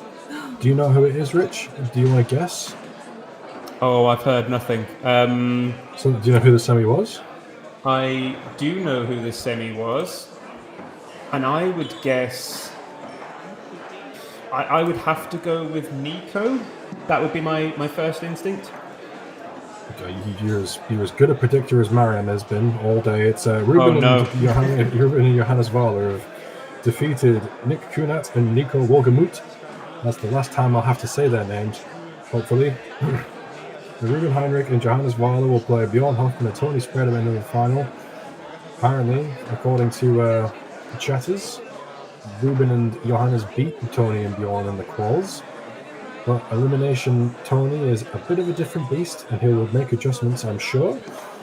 Not to say that Ruben and Johannes have put up some performances. I'm not sure whether you caught their comeback against Steve Diaz and Bruno Gonçalves in the 5th game of their match, but that was a bit of a belter.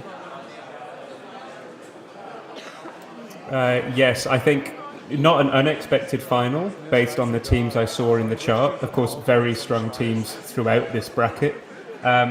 Beating Nico and Mick, who I think it's his birthday as well today, so happy birthday, Mick. Happy birthday, Mick Kunat. Pretty impressive anyway. I think this is going to be a cracker. I do not see this being a 3 straight. I imagine we're going to go to, not even a 3 straight, a 4 straight, sorry. We could go all 7. No, it's best of 7, of course. Best of 7. And the 7th game, if it goes to it, is win by 2 to infinity and beyond. To infinity and beyond.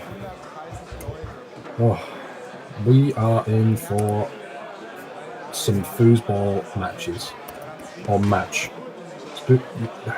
Boys, it's been a long day. I just want to go back to something Rich was talking about earlier.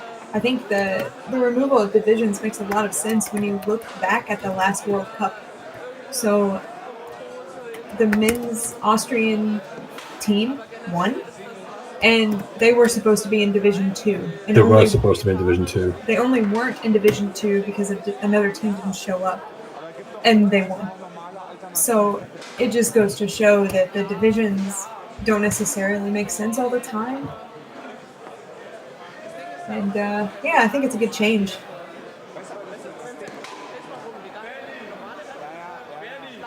Making sure I've spotted what his name's right. Almost put Whale, but we've avoided that.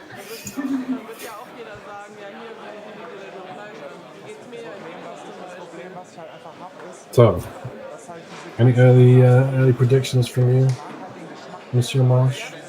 I was about to make one. I'm still struggling to stop giggling at that Austrian foosball comment. That is wonderful. Let's have an argument. Yeah. So to explain the context, Austria, who England relegated in the previous one, I must say, They came back into D1 because Slovakia could not field a team, which actually does explain perfectly why the division shouldn't be there. The Austrian team that showed up were quite competitive, as they proved. But good to see. Anyway, back to my predictions. Okay, yes. Back to my predictions. I actually imagine it wouldn't shock me if Ruben and Vala come out, play very efficient foosball, and maybe get the first game or two of this. But I wouldn't count out Tony because he will adjust better than those players. And I think he's used to playing this format. In the US, of course, double elimination is standard, or at least used to be. We can get into that argument later. But he is used to double dipping and potential double best of fives back to back against the same players. And that's a lot closer to a best of seven. The Europeans, not quite as familiar. Yeah. It'll be. So in the last match we watched, we saw someone trying to shoot a pull shot and struggling a lot on Tony Bjorn's zone. How do you think Vala is going to stand up against their zone? Do you think his experience will help him kind of problem solve and get through it a bit more? Or do you think he'll struggle a lot as well? I think he's still going to struggle more than he would in most of the matches he's played so far. But I think Joe has more options and just more experience in how to get clears and feed Ruben the ball if he's struggling to see gaps or if Tony is racing him to certain holes. So I think it's going to be better. And his shot is technically faster as well than what we saw from Rosa Aparici. I'm forgetting the name, I apologize. Yeah, Rosa Aparici, that's right. Yeah. Yeah, a comment from Artisila, a good comment, has to be said. Ruben and Johannes Vala obviously playing lots of P4P events, which are DE for a long time. Yeah, that is true. I think with Tony, my point is I think he's just been in more finals that have involved double dips and comebacks. I'm sure Ruben and Joe do have a lot of experience, but I think the finals in P4P have also been mostly Berliner format, which reduces it a little. Fair point.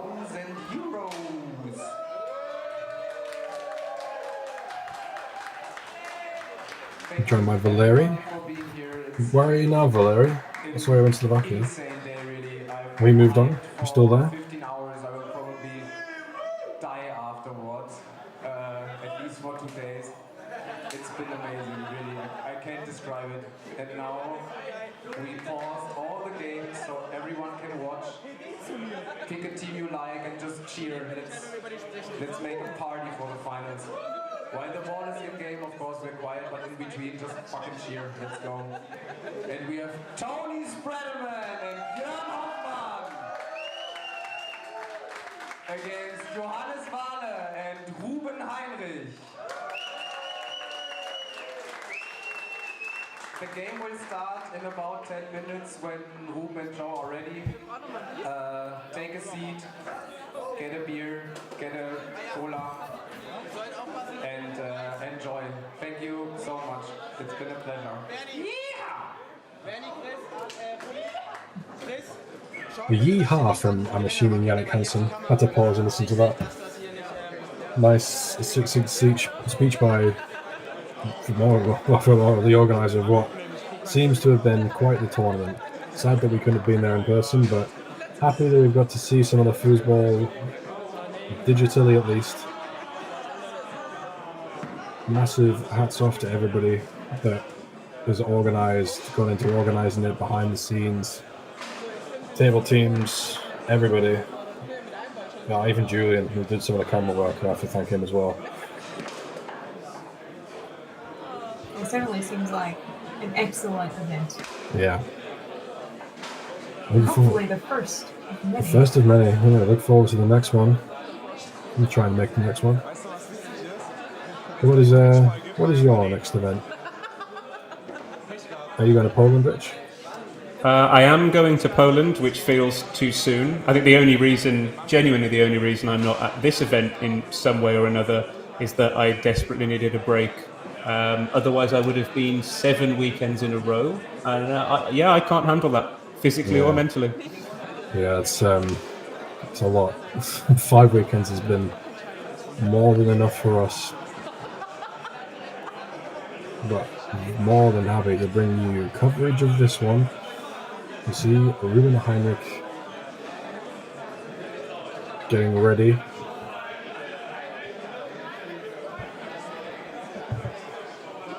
Preparing. Ruben and Joe have beaten Tony and Bjorn once already. They'll need to do it again. Reminder that the winners of this match will take home a cool 4,000 euros for their work today. The loser of this match will take home 2,000 euros. So there's 2,000 euros on the line. It's a 2-man match. Crumbs.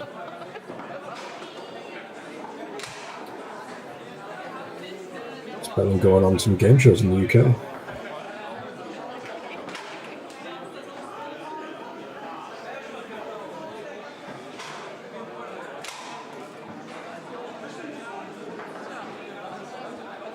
I'm watching the teams prepare.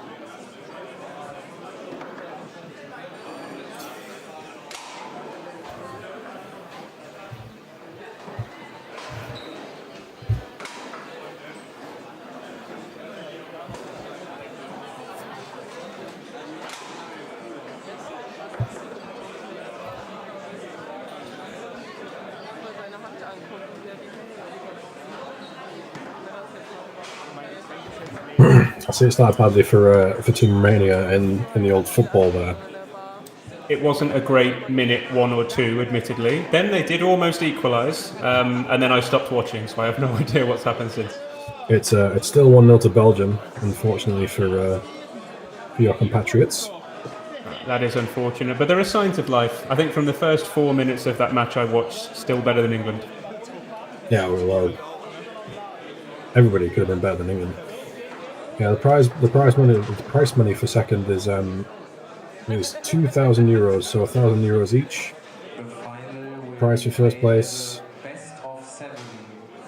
4,000 euros, 2,000 euros each, which is, I think, quite good.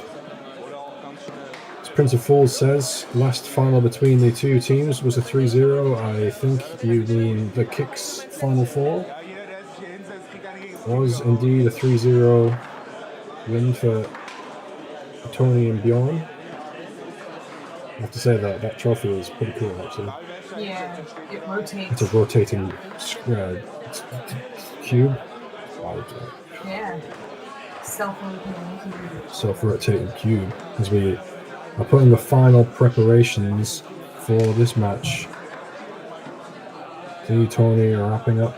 Ruben is practicing the cuts. Ooh, I'm excited. Ooh, I'm excited.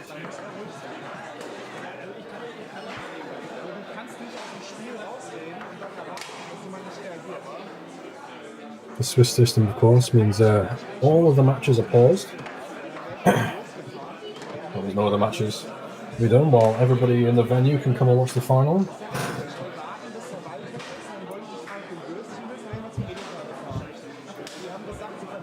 Certain other formats, that's not the case. Yeah.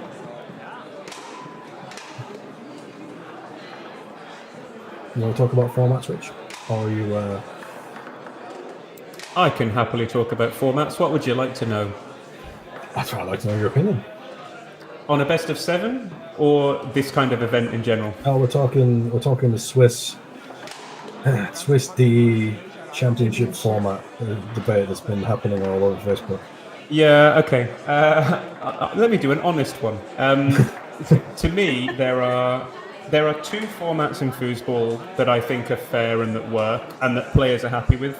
That would be double elimination and Swiss into a knockout. Both of them have to be done correctly. So if you are going to run double elimination, it has to be best of 5 winner's side, and it has to be a minimum best of 3 loser's side, and kind of switch back once you get deep in the field. Then everyone gets a lot of foosball. To me, Swiss a good Swiss, so something like 6 rounds or at least 4 rounds with a good format, like a best of 3, that is optimal. And you can get shafted, to use your word, in the draw. That does happen. Kind of happened to me in Austria, but it will even out. You won't have the same chart at every tournament. You get some surprises. It's a great format. Championship, which is double elimination minus the full double elimination part, is, I think, the worst of everything. There is a reason to do it, which is that you want to be able to schedule your finals and maybe have a bit more control over when an event finishes, or rather where the winner's bracket finishes. But from a playing perspective, it's just a little bit depressing. Yeah, I think one of the pitfalls of the championship format, and it's the same for single elimination, if there's no quals, is that you rely really heavily on your seeding. And because we don't play that many matches in foosball, like, it's not like chess where we play, where you have a lot of matches. We have they have an elo system. Because there's not something like that in foosball. The seedings in the US are typically not perfect. They're not. No, especially if there's underranked European players that should be ranked higher. Yeah. So like Or in if doubles too. in doubles too, yeah. Some people might play with underranked partners that their seeding is lower and they get different matches than they should have in the first place. How much was the tournament fee? I have no idea, to be honest. I think it was 15 euro entry plus 15 euro registration fee. There you go. We're fact checking, but that's the. Yeah, 30 euros split, 15 for entry, 15 for registration. Yeah, there you go. Your question answered. 60 euros per team. But yeah, it's a weird old event, the championship format. Knowing that you can't win if you get knocked down into the losers bracket is a bit strange.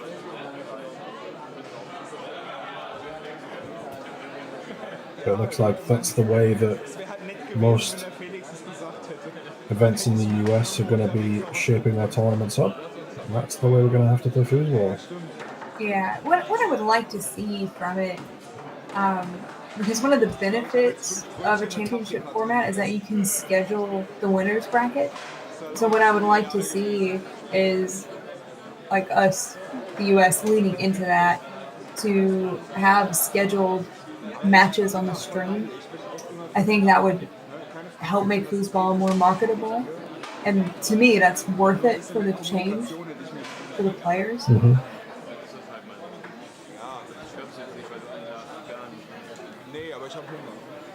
So we'll see. We will. Anyway, enough of the format nonsense.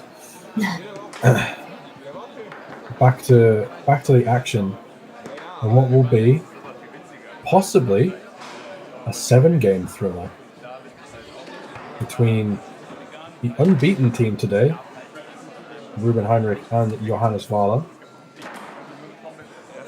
playing Tony Sprederman and Bjorn Hoffman. This is going to be a good one. Yeah, it's like the highest seed from Quals versus the highest seed from ITSF. Yeah, nice. I would never have thought of that. I'm useful sometimes. And I think I'm going to call it now before you officially ask me. I'm going to go 4-2 Sprederman Hoffman. I asked you earlier and you just ignored me, but that's fine. I know. I gave you some general insights and I sort of pussed it out of an answer, but yeah, 4-2. 4-2 to Sprederman Hoffman. I'm gonna put it on the line. I'm gonna say this is gonna be 4 straight.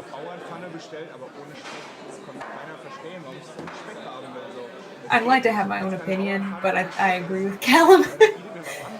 I didn't say who to. Huh? I didn't say who to. That's true. I'm expecting 4-0 to Tony and Bjorn. All right, here we go. I've been wrong many times so far today. The capacity crowd, everyone watching in the venue. Over 200 people watching. Thank you for joining us on stream. We're just about to get this one underway. Tony and Bjorn on the left. Ruben Heinrich and Johannes Wahler on the right in a best of 7. I would love to see this go. Yeah, 3, 5, 5, 12, 12. You know. As Tony goes over the wall. Spreaderman tries to tap him over the pulse side, blocked by Wahler. This time successfully to the pulse side, and it's Tony Spreaderman who opens the scoring here in the final. Ruben Heinrich will look to respond. Tries to go up through the lane, blocked by Spreaderman. This time through the lane nicely. A little runner gets it through and will shoot on Bjorn Hoffman. Tries to flip it down the middle. Tony knocks it back with his 5-roll into the goal. It's one way to get himself a possession. Tony's so competitive, he won't let them score their own goals. No. I'm scoring all the goals. The Spreaderman bounces off and goes through the wall. Down the middle, blocked by Wahler. It feels like Ruben Heinrich and Bjorn Hoffman have played each other quite a lot of times.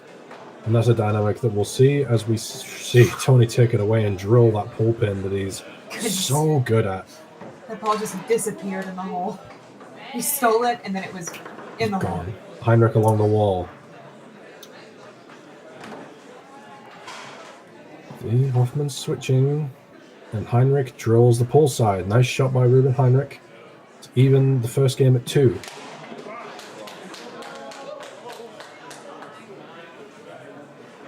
Spreaderman, a bit fortunate to get that one on this 3-row. He taps and goes down the middle. 3-2 in favor of Hoffman and Spreaderman. Heinrich tries to brush that one up and it goes slowly along the wall. Tony can't reach out and grab it.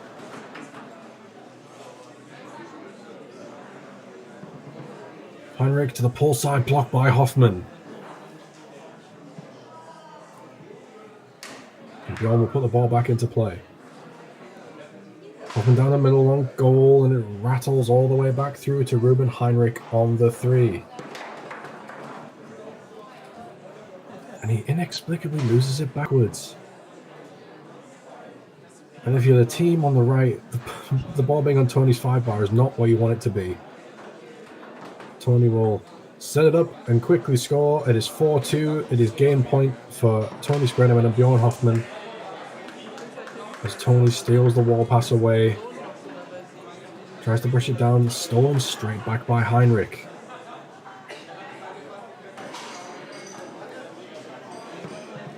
Heinrich takes his time and slams it to the push side. Nice shot by Heinrich. Big defensive effort on the 5 as well. Spreaderman off the wall, down the wall. And he can win game 1 right here. Tries to go to the pull side, blocked by Wahler and stabbed in by Heinrich. So it's 4-4. Good fight by Heinrich. Tony with a wet willy on the far side. We'll shoot for game 1. Taps just on the push side, blocked by Wahler.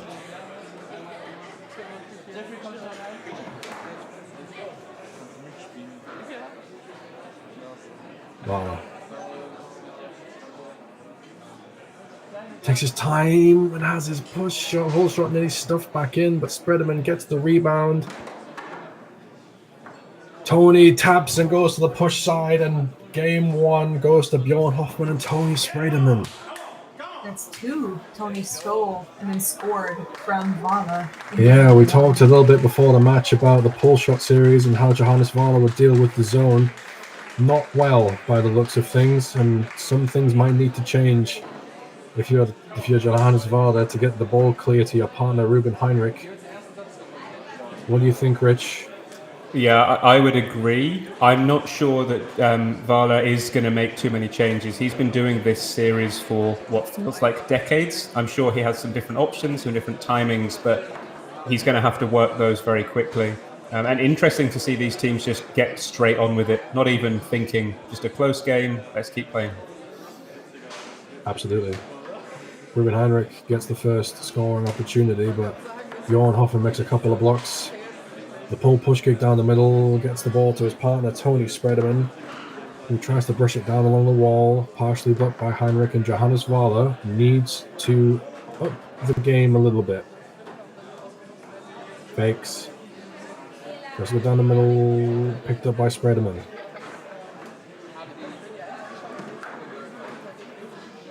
Sprederman along the wall, stolen by Heinrich, who quickly flips it over down the middle and opens the scoring in game 2. A 1-0 lead for Sprederman and Hoffman. Sprederman hard along the wall. It goes out to the push side. Looked like Vala was there, but he went in, and that's what a shot by Sprederman. Oh, Heinrich through the lane. He can't hold on. Having to fire those passes through, such is the quality of Sprederman's 5-bar defense. Vala has had problems clearing, but not this time as he fires the pass through to Heinrich. We saw that at 4-3 to Steve Diaz and Bruno Gonçalves in the last match we saw them play on stream. As Ruben Heinrich flips it over off the man and in. A 2-1 lead now for Heinrich and Vala. As Tony gets the ball underway. Sticks it quickly through the lane. And he taps and goes to the pull side just like that. It is 2-2. The Sprederman train keeps on trucking. Heinrich through the lane.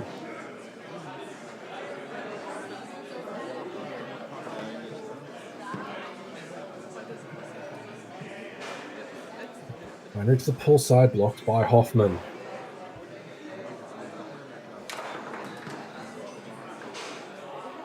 Hoffman tries the outside bank, and Sprederman picks it up on the 5. Little reverse chip down the wall. Taps and goes down the middle. We have a 2-1 up. Now it's 3-2 to Tony and Bjorn. And the momentum flips a little bit. Heinrich's going to get a shooting chance. Little shake of the head. He goes to the push side. He made an early read, I think. Didn't like it. Waited it out and made a correct read. Timed it beautifully and slammed it home to the push side. As Tony bounces this one through. Sprederman taps and goes to the pull side. We'll call timeout. So. It's been quick work so far. Slight adjustments from Johannes Vala. We see the pass maybe opening up a few more shootings for him. Yeah. Are these adjustments that you look on, Fritch? I do. From the little that we've seen so far, it has been played at such a fast pace. This is already a very, very important ball. I know it is a best of 7, but you really don't want to go 2-0 down when the pace is just so fast. Yeah. Heinrich along the wall, can't hold on. And Sprederman gets it through. Look to win game number 2. He goes out to the push side, tries to go pull, just about holds on. Tries to go for that wet willy. Blocked and taken away by Heinrich. And Tony Sprederman steals it right back. He tries to go for the pull kick off the pin set, blocked by Vala up to his partner, Ruben Heinrich.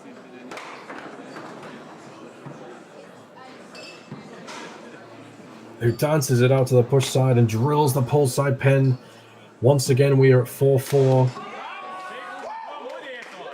Left hook by Sprederman. Blocked by the 5 of Heinrich. Sprederman gets it back off the wall and down the wall. You got to be wary of the bounce up. Tony uses the momentum and goes back down. Sprederman taps and goes down the middle, blocked by Vala. Big block there. Big block by Johannes Vala.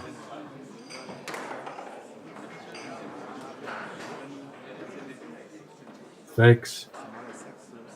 Full shot on goal, stabbed off the post by Sprederman, who will get another chance to close the second game. Spread him into the push side, and he does close the second game. 4-4 in the first, 4-4 in the second. Yeah, those little moments. From Tony Spreadman, who closes game number 2. I think we do just have a comment asking if the table audio is desynced with the video, which I think is happening. I believe the audio is ahead. Not sure if you guys have the ability to fix that. Probably not going to be easy, but we can try. We are aware of the audio issue. We are trying to fix it. We might not fix it. Apologies in advance if we can't fix it. Yeah. As we see Vala on the table here, practicing, I think he's looking at the short slider option. This is the gap that is usually open against that Sprayderman-Hoffman zone. But it's so tricky to hit this fast under pressure and to read the timing. Yeah. Yeah, someone, I think Arthur has just pointed out in the chat, that's twice that Joe has had the ball on the 2-bar at 4-4, and not a direct turnover, but not managed to get a clear or allow Ruben to fight for the ball. He needs to come up bigger in those moments. Yeah, Ruben's not had a shot to close either game. Tony's had enough and has got it done when it mattered. Ruben tries to go through the lane. Can't connect on the first one, but gets it through. Top of the table. And we'll look to open the scoring. Heinrich to the push side, blocked by Hoffman, up into the air and off the table. Heinrich has set the ball up. Hoffman will set the ball up. Take it over to the push side. You saw earlier on against Tima and Rosa Aparici. Hoffman will wall pass, get Spreaderman the ball on the 5-bar. Spreaderman taps and goes around the man of Vala. What a shot by Spreaderman. Vala looked and thought he was there, but Tony went around him. Heinrich up through the lane crisply.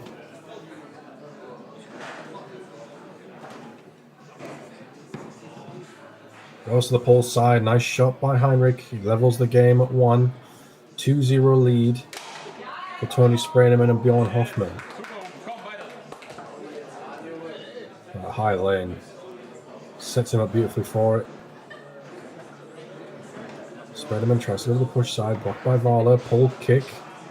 Blocked all the way up the table to Ruben Heinrich.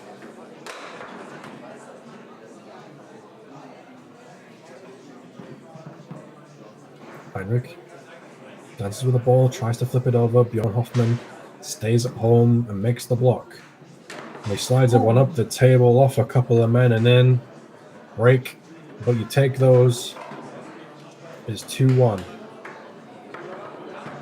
Heinrich along the wall, blocked and taken away by Sprayderman. Sprayderman tries to go along the wall and it's stolen right back by Heinrich.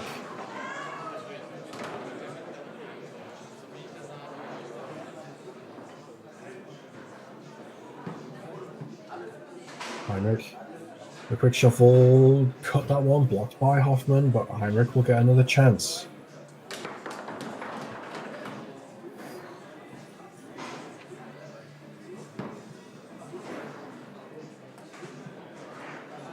Heinrich tries to dink it down the middle. Hoffman is there again. Another quick dink. Hoffman keeps it out, and Ruben just stabs it in. You gotta admire the persistence. It is persistent, and it's rewarded, and the pass goes into his own goal. So from 2-1 up, Sprayman and Hoffman trail 3-2. Sprayman off the wall, along the wall.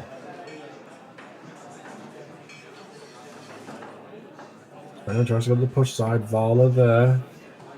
Tony will get the ball back on the 5, and usually that means it's on the 3, but he tries a left hook, blocked by the 5 of Ruben Heinrich. Hoffman with the off-speed push kick. We'll see if that practice comes into play, and it does. Vala up the middle and in. It is 4-2 in the third game. A game that you would love to get if you are Ruben Heinrich and Johannes Vala. Hoffman Tries a quick outside bank and he slams home the short side Wow. pull shot. What a shot by Hoffman. Goodness, that was nice. Heinrich goes up through the lane and will shoot to win game number 3. And just like that, doesn't even set the pin up. He simply hits it in with a far guy. Bjorn not expecting that one. Bjorn was not prepared for that.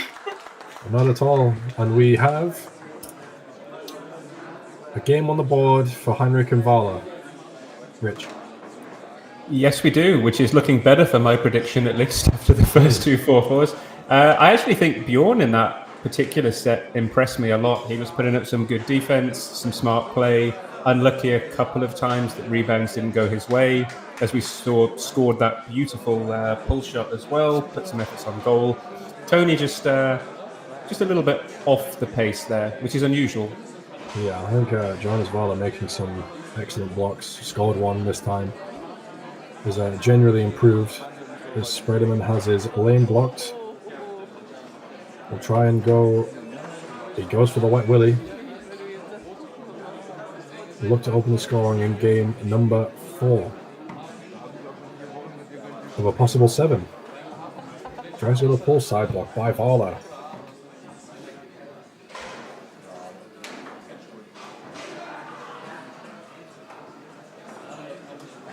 Vala, short side pull shot on goal. Kept out by Hoffman.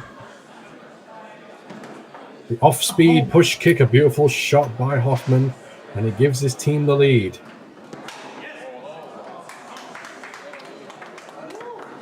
Heinrich up through the lane, slapped back by Tony Spreaderman, who was just there waiting for it. And the pass along the far wall, down through the lane. Beautiful pass.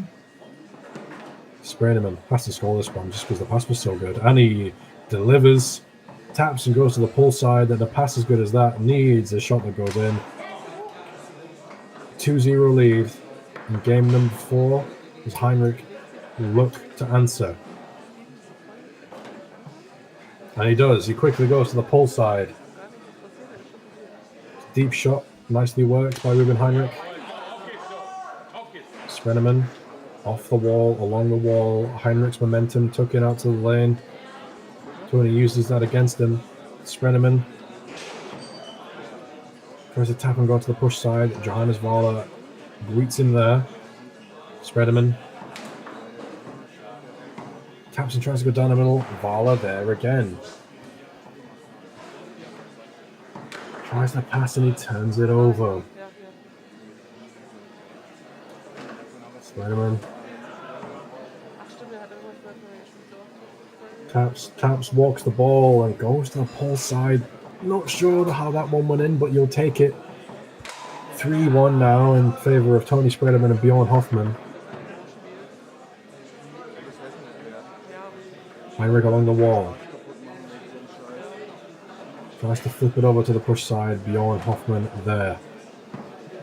Inside bank from Hoffman. Blocked back to it by the 5 of Heinrich. Oh, so nice. He faked the bank.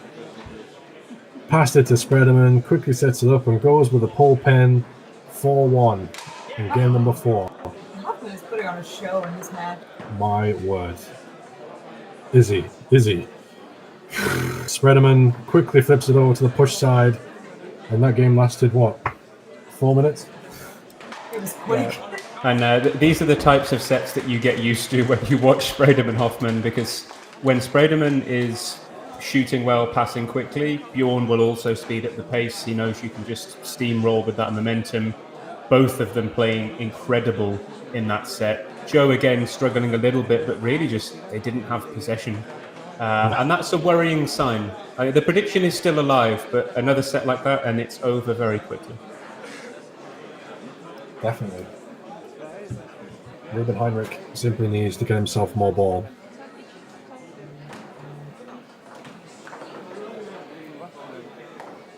Doing some of that pass up the table, but Tony unable to grab it. Yeah, and Vala will sit it up in pull shot position. Has struggled a little bit. That one smashed back forward. By the looks of it, faster than Johannes hit it. And Tony slams home the pole pin. Quickly 1-0 lead for Bjorn Hoffman and Tony Sprederman, who are 4 goals away from winning the Fypfoos Invitational Open tournament. But Ruben Heinrich will shoot and look to stop that happening. Tries to flip it over down the middle. Hoffman is there. Pass from Hoffman and Sprederman's able to get it. Ruben taking a walk away from the table, a little bit frustrated. But his partner Johannes Wahler makes a big block. And will put the ball back into play. Needs to be careful.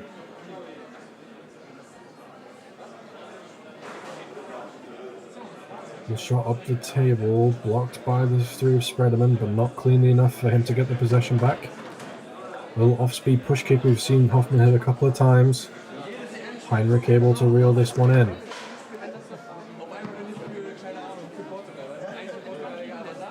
Heinrich taking his time, stroking it home. It is 1-1. Reminder, this is game number 5. It is a best of 7. Sprederman and Hoffman lead 3-1 as Tony goes up through the lane. Sprederman quickly converts. It is 2-1 to Sprederman and Hoffman. Heinrich goes up through the lane. It's blocked by Sprederman, but it wriggles through. Heinrich needs to keep applying the pressure. He quickly goes to the pole side. I don't think that went in. Do you think it went in, Rich? I don't think it did, based on my first take of that. This is where replays would be fantastic. I think I saw a similar moment like this earlier in a game with Zipful debating with someone. I don't remember. We had man with laptop. I don't know his name, but well, let's pray for the return of man with laptop. Yeah. This should be easier for man with laptop because the camera's pointing right at the goal. Assuming we can't find a resolution, this hopefully should be cleared up pretty straightforwardly. Yeah, and this does just happen on Leo. I think you guys probably did mention this earlier, but more bounce outs, more very awkward ricochets that aren't clear. It's not necessarily a design flaw of the table, but I think something could be changed to really help with this. Maybe a different noise in the backboard, maybe something slightly different in the perspex, or just moving the goal back would be my suggestion. Yeah. Yes. Totally agree with all of that.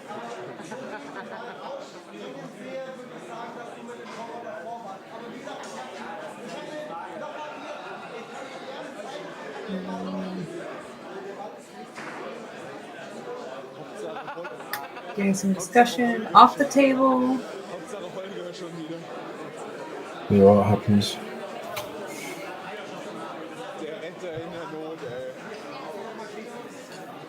Hey, man with laptop. What a man. And we're going to give the ball back to Ruben Heinrich on the 3-row, and he's going to shoot again. Someone has posted, Kicker Expert has posted the clip in the chat. I'm not sure. I'm going to look at this on the side while you guys continue. Cool. Thanks, Rich, for your expert analysis. Expert. As Ruben Heinrich puts the ball back into play, he will shoot on Bjorn Hoffman once more. Let's see what Karma says this time as Ruben Heinrich tries the fake and loses it forwards. I'm going to say Karma is correct based on my review of that clip. That was, to me, a pretty clear block from Bjorn and straight off the man. Well, there we go.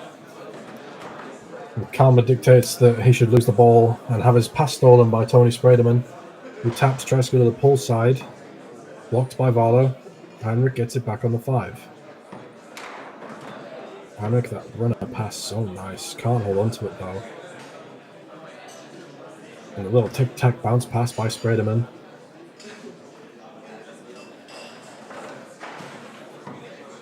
It goes to the pull side. It is 3-1. And perhaps you can feel the game slipping away with your Heinrich and Wahler, who need to get something going. Ruben Heinrich.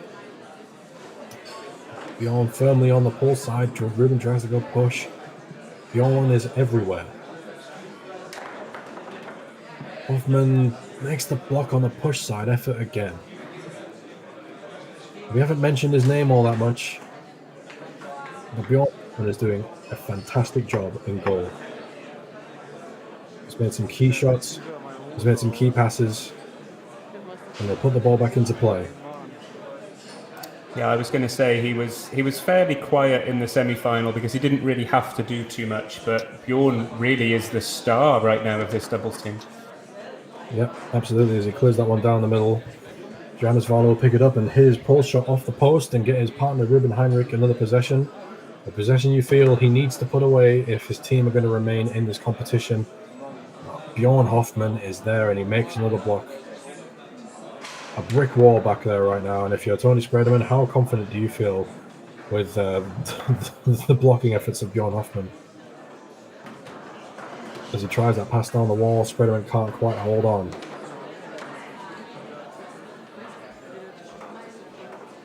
Waller fakes. Ooh, that looks like he hit the post. A little push kick from Hoffman, and Spreaderman stabs it forwards to Waller.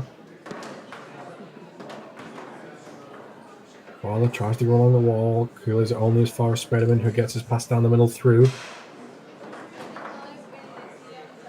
Spreaderman, push side effort, is blocked by Waller, but blocked in, and it is match point, it is championship point for Tony Spreaderman and Bjorn Hoffman.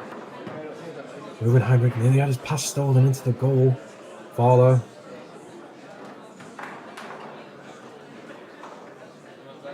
Pull shot blocked. The little dink is in, and there it is. Tony Spreaderman and Bjorn Hoffman have won the FYP Foosball Open Championship and will take home the top prize of 4,000 euros, 2,000 euros each. Arguably the best team in the competition. Definitely the best team in the final. What a match that we've seen. What a weekend. What a day of foosball. Rich, any final thoughts? That's just a very impressive performance. They lose one set in that final, which was one where I think Tony just had a little bit of a dip and Ruben and Joe picked up the pace, but everything else was pretty one-directional after that set went against them.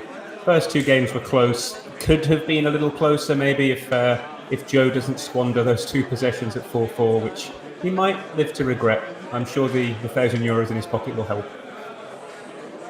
Absolutely.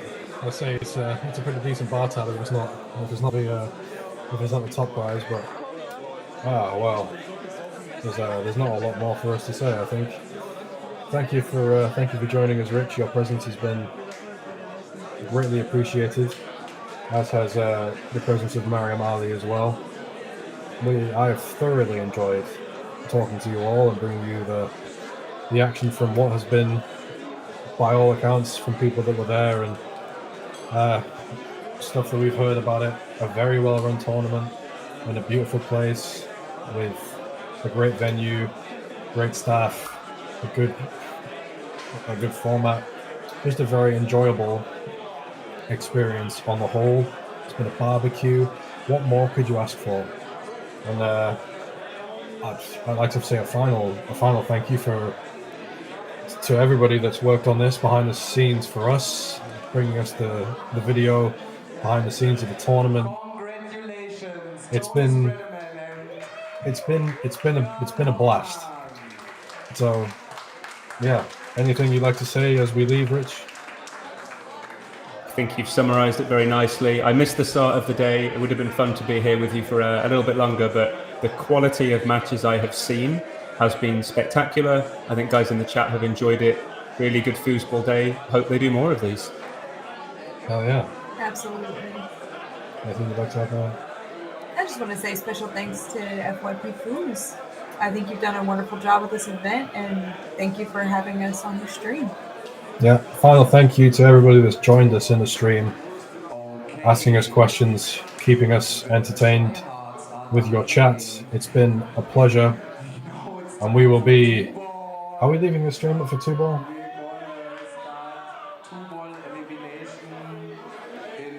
These matches might even be better. Yeah, I mean, we're might as well leave it up. There's no reason to not leave it up. So we're going to leave it up. But this is where our coverage will end.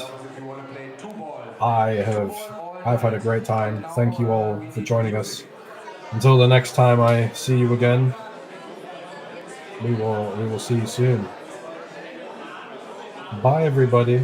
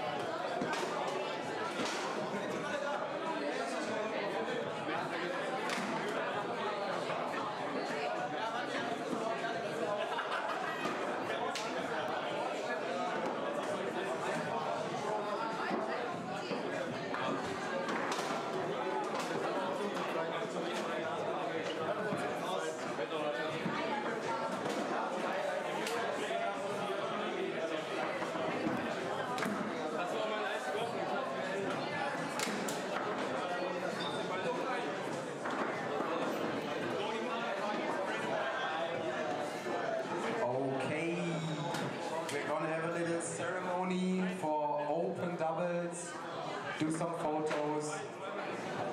And for the third place finish, we have Nico Wohlgemuth and Mick Kunert.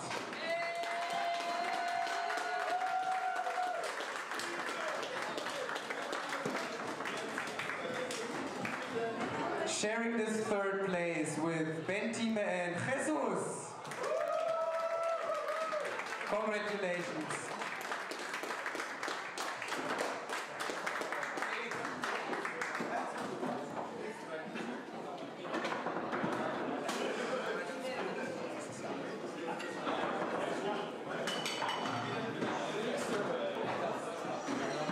Smile.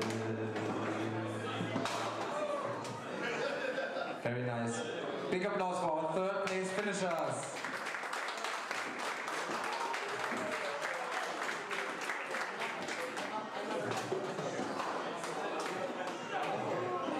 Our second place finishers in open doubles, Ruben Heinrich and Johanna